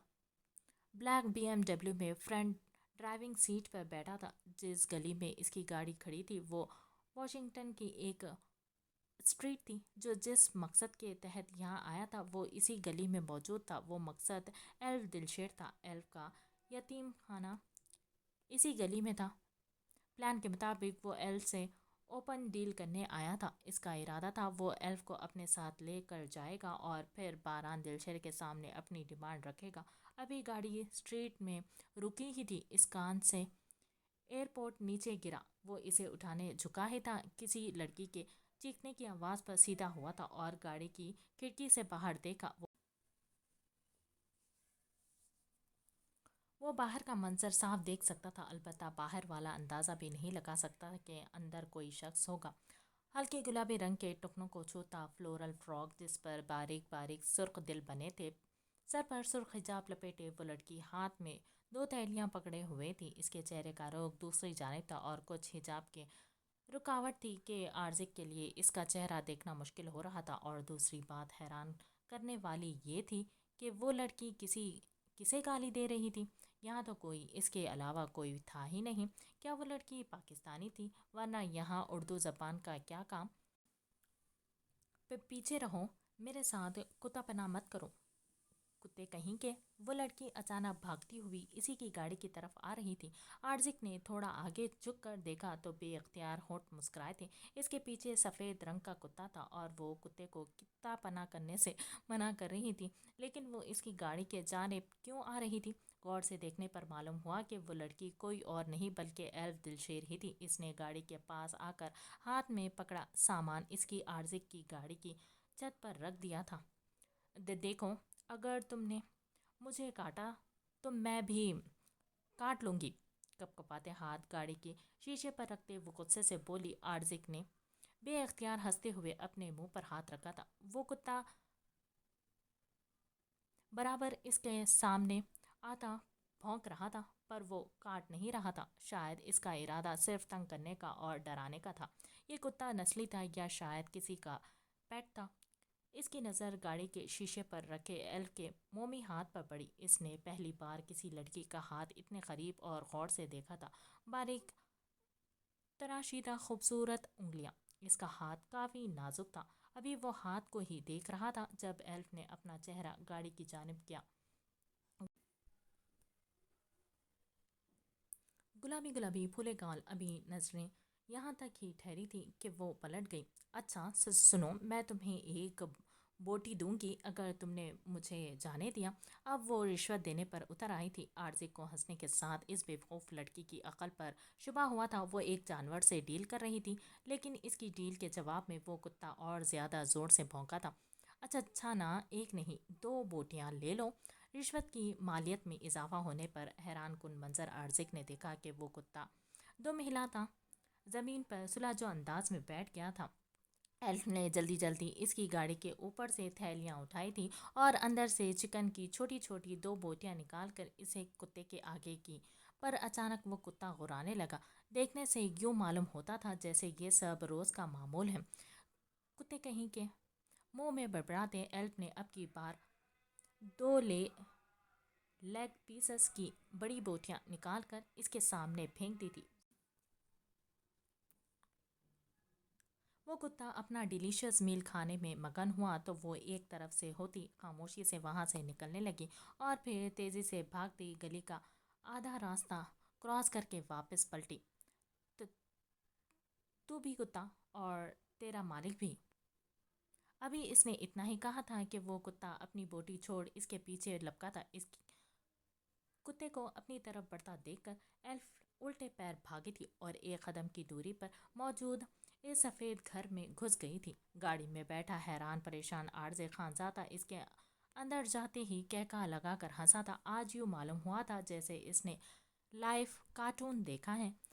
باران دلشیر کی حقلی بہن گلی کے کتوں سے لڑتی ہے اور ان کو کتا گالی دیتی ہے۔ سر نفی میلاتے وہ خود سے استفسار کرنے لگا، لیکن جب اچانک یاد آیا کہ وہ باران دلشیر کی بہن ہے، چہرے پر اچانک سختی چھا گئی تھی۔ اسے خود پر غصہ آیا، لیکن وہ شدید حیران بھی تھا کہ وہ ہنسا تھا، وہ بھی بے اختیار اور حقیقی۔ اسے نہیں یاد تھا کہ وہ آخری بار کب مسکرایا تھا یا کب ہنسا تھا۔ ہاں، وہ مسکرایا تھا، لیکن صرف طنزیہ یا مزاح کا خیز۔ کچھ سوچتے اس نے فون اٹھایا اور ایک نمبر ڈائل کیا۔ ہیلو فرحات، پلان چینج ہے، وہ آگے والے کو خبر دے رہا تھا، جبکہ مقابل کو حیرت ہوئی تھی کہ وہ ارادہ بدلنے والوں میں سے نہیں تھا۔ نہیں، کوئی خاص وجہ نہیں ہے، لیکن جب شکار کرنا ہی ہے تو اذیت دے کر کیوں نہیں؟ اگر سزا کو اتنا آسان کرنا ہی تھا تو سیدھا باران دلشیر پر وار کر دیتا۔ میں تمہیں آگے آگاہ کروں گا، پر ابھی تم کچھ نہیں کرو گے۔ تم بزنس میٹنگ پر فوکس کرو فی الحال۔ فون رکھتے وہ کچھ سوچتے لگا تھا اور گاڑی ریورس لی تھی۔ ایک نظر اس دروازے پر ڈالی جہاں وہ لڑکی گئی تھی۔ پہلی تنخواہ سے وہ ایلف اور آہان کے لیے بہت سے کپڑے لایا تھا، ساتھ کھانے کی بے شمار چیزیں۔ آہان اور ایلف خوشی سے اس کے پاس آئے تھے اور اپنی چیزیں دیکھنے لگے۔ ایک عرصے کے بعد انہوں نے یہ خوشیاں دیکھی تھی۔ باران ان کو خوش ہوتا دیکھ رہا تھا، جبکہ دلاور سیٹھ کی طرف سے اسے آج ہی موبائل ملا تھا۔ بار بار اس کے موبائل پر دلاور سیٹھ کے خاص آدمی کے میسج آ رہے تھے۔ اسے دلاور سیٹھ کے لیے کام کرتے صرف 1 ماہ ہوا تھا اور اس 1 ماہ میں وہ صرف دلاور سیٹھ کی مال کی ڈیلیوری کرتا تھا۔ وہ بچہ تھا، کوئی اس پر شک نہیں کرتا تھا۔ شروع میں خوفزدہ ہوا تھا، اس کو ڈر لاحق ہوا تھا کہ کہیں وہ پولیس کے چکروں میں نہ پھنس جائے، اسی لیے وہ دلاور سیٹھ کے پیسے اسے واپس کرنے گیا تھا۔ پر دلاور سیٹھ نے صاف انکار کر دیا تھا اور کہا تھا اب وہ اپنے قدم پیچھے نہیں لے سکتا۔ دھندے کا اصول ہے، جو ایک بار شامل ہو گیا وہ ہو گیا۔ ہاں، لیکن اس سے یہ وعدہ کیا تھا کہ وہ اسے پولیس کے ہتھے نہیں چڑھنے دے گا۔ کچھ دلاور سیٹھ کی یقین دہانی تھی اور کچھ اس نے مکار اور رشوت خور پولیس والوں کی حقیقت دیکھی تھی، جو آ کر دلاور سیٹھ کو سلام کرتے تھے۔ زندگی میں دوسری بار اسے یہ احساس ہوا تھا کہ اگر انسان کے پاس پیسہ ہو تو نیک نامی اور عزت خود بخود مل جاتی ہیں۔ جب دلاور سیٹھ جیسے غیر قانونی کام کرنے والے کو اتنے بڑے بڑے پولیس والے عزت دیتے تھے، ابھی بھی وہ آہان اور ایلف کے ساتھ تو بظاہر بیٹھا تھا لیکن فون پر مصروف تھا۔ بھائی کھانا نہیں لائے؟ 6 سالہ ایلف کے سوال پر باران نے مسکراتے موبائل جیب میں ڈالا تھا اور کچن سے کھانا پلیٹ میں نکال کر لایا تھا۔ اس کھانے کو دیکھ کر آہان کے حلق میں ایک گلٹی سی ابھر کر معدوم ہوئی تھی۔ اس کی ننھی آنکھیں اس کھانے میں کئی مناظر دیکھ رہی تھی جن سے باران دلشیر لاعلم تھا۔ بھائی آپ کہاں جا رہے ہو؟ ایلف نے باران کو باہر جاتا دیکھ کر پوچھا تھا۔ وہ باران سے بہت محبت کرتی تھی، ماں باپ کے ہوتے ہوئے بھی وہ دونوں باران سے چپکے رہتے کے عادی تھے۔ بعض محلے داروں کا کہنا تھا کہ باران ان کی دوسری چھوٹی ماں ہے۔ ایلف بھائی کو کام سے جانا ہے نا، آپ لوگ کھا لو، میں کھا چکا ہوں۔ باران کہتے ہوئے باہر نکلنے لگا تھا جب آہان نے ڈوبتے دل سے اسے پکارا تھا۔ آپ کو ایک بات بتانی تھی باران بھیا۔ آہان کے پکارنے پر باران کچھ ثانیے کو پلٹا، لیکن وہ آہان کے ہاتھوں میں پکڑی کھانے کی پلیٹ پر لرزش جس میں برگر رکھا تھا اور آنکھوں میں وحشت نہیں دیکھ پایا تھا، ورنہ ضرور سوچتا کہ چلو وہ تو عقل رکھتا تھا، لیکن اس 10 سال کے بچے کی آنکھوں میں کس چیز کی وحشت ہے؟ ابھی جانا ہے مجھے یہاں، تم کھانا کھاؤ، بعد میں بتا دینا۔ بولتے ساتھ باران باہر چلا گیا تھا، جبکہ احان خاموشی سے اس پلیٹ کو تکنے لگا تھا اور اچانک کھانے سمیت اس پلیٹ کو اٹھا کر دور پھینکا تھا اور سر گھٹنوں میں دے رونے لگا۔ اس کے رویے پر ایلف خوفزدہ ہوئی تھی، لیکن پھر ایحان کو روتا دیکھ کر اپنے ہاتھ ایحان کے بازو پر رکھے تھے۔ تم میری بریانی کھا لو ایحان بھیا، ایلف کے کہنے پر ایحان نے روتے ہوئے سر اٹھایا تھا اور پھر واپس گرا گیا تھا۔ وہ بھلا اسے کیا بتاتا، لیکن وہ باران کا انتظار کرنے لگا۔ باران ارادتاً بہت دیر سے لوٹتا تھا اور پھر اگلے دن بھی باران اس کی کیا سنتا کہ اب اسے گھر کے لیے وقت کہاں ملنا تھا، بلکہ دلاور سیٹھ کے مشورے پر گھر میں ایک ملازمہ کا بندوبست کیا تھا کہ اسے کبھی بھی گھر سے باہر رہنا پڑ سکتا ہے، رات بھی اور دن بھی۔ زرمش ہوٹل آئی تھی اور بے صبری سے رات ہونے کا انتظار کر رہی تھی، نہیں جانتی تھی کیوں، بس آج کچھ بے چینی سی تھی، دل عجیب لے پر دھڑک رہا تھا۔ یہ سب اس کے ساتھ پہلی مرتبہ ہو رہا تھا۔ اتنا بڑا دن تو کبھی نہیں لگا تھا، لیکن اس کا اتنا انتظار بیکار گیا تھا۔ ابرار آج ہوٹل نہیں آیا تھا۔ اگلے 2 دن تک وہ ابرار کا انتظار کرتی رہی تھی، لیکن دوسرے دن صرف ایک گلاب کا پھول موصول ہوا تھا، جس کے ساتھ کارڈ لگا تھا کہ میں آپ کی کال کا منتظر ہوں۔ یہ پڑھتے زرمیش کے ہونٹ مسکرائے تھے اور دل میں سکون اتر رہا تھا۔ 2 دن سے وہ ایک خوف میں مبتلا تھی کہ ابرار کی اچانک اس میں دلچسپی کیوں ختم ہو گئی ہے، لیکن اب احساس ہو رہا تھا کہ دلچسپی ختم نہیں ہوئی تھی، بلکہ وہ اسے سپیس دے رہا تھا تاکہ وہ سکون سے اس کا جواب دینے میں پریشرائز نہ ہو۔ وہ گلاب کا پھول اپنے بیگ میں ڈالے اس نیت کے ساتھ گھر لوٹی تھی کہ ابرار کو آج رات کال کر کے اور اپنی آمادگی سے آگاہ کرے گی، ساتھ شبانہ کو بھی بتائے گی کہ وہ اس کا اور اس کے لائق نکمے بیٹے کا بوجھ مزید نہیں اٹھا سکتی۔ وہ سمجھتی تھی کہ گھر میں سب سو رہے ہوں گے، پر اس کی توقع کے برخلاف سارے ہی صحن میں چارپائی پر بیٹھے تھے، جیسے اسی کے منتظر ہوں۔ حیرت اسے فراز کی بڑی خالہ کو دیکھ کر ہوئی تھی، جو اس کے ساتھ تو نرمی سے رہتی تھی، لیکن ایک بڑا فتنہ تھی۔ ان کو بھی زرمش سے کمائی کا لالچ رہتا تھا۔ وہ کتنی بار زرمش سے پیسے ادھار مانگ چکی تھی، اگر زرمش دے دیتی تو کچھ دن تک زرمش کی تعریفیں، لیکن پھر وہ پیسے زرمش کو واپس نہیں ملتے تھے۔ اسی لیے سال بھر سے زرمش نے ان کو 1 روپیہ بھی نہیں دیا تھا، کیونکہ تنخواہ کا ایک اچھا حصہ شبانہ اپنے پلوں میں دبا لیتی تھی۔ ان سب کو نظر انداز کرتی زرمش اپنے کمرے میں چلی گئی تھی، جبکہ شبانہ کی بڑی بہن کانوں کو ہاتھ لگانے لگی تھی۔ کس قدر سفید خون کی مالک ہے یہ لڑکی، شبانہ پلٹ کر سلام تک نہیں کیا۔ شبانہ نے اپنی بہن کی تائید کی تھی، جیسے روز یہ جھیلتی ہوں۔ میں کہہ رہا ہوں اماں، اس کی تیور بدلے ہوئے ہیں، یہ تیرے ہاتھ سے نکل گئی ہیں، اب تو اپنا پیٹ کس لے، فراز نے کہا تو اس کی ماں نے ہاتھ اٹھاتے فراز کو لعنت دی۔ مردود اولاد، شکل اچھی نہیں، بات تو اچھی کیا کر، غصے سے کہتی شبانہ کھڑی ہو گئی تھی۔ شبانہ کے ساتھ اس کی بہن بھی کھڑی ہو گئی تھی اور مل کر زرمش کے کمرے میں گئی تھی۔ زرمش جو برقع اتارتے ابھی بیٹھی ہی تھی، ان کو اپنے کمرے میں دیکھ کر چونکی تھی، تو کیا اس کا اندازہ صحیح تھا وہ لوگ اسی سے بات کرنے کے لیے جاگ رہے تھے؟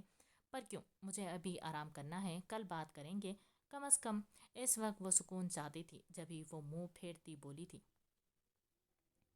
پر ہمیں ابھی بات کرنی ہے، بات ضروری ہے، شبانہ لہجے میں نرمی سموئے بولی تو زرمش چونکی۔ شبانہ کی نرمی کتنی مصنوعی تھی، دیکھ کر زرمش کا دل خراب ہونے لگا۔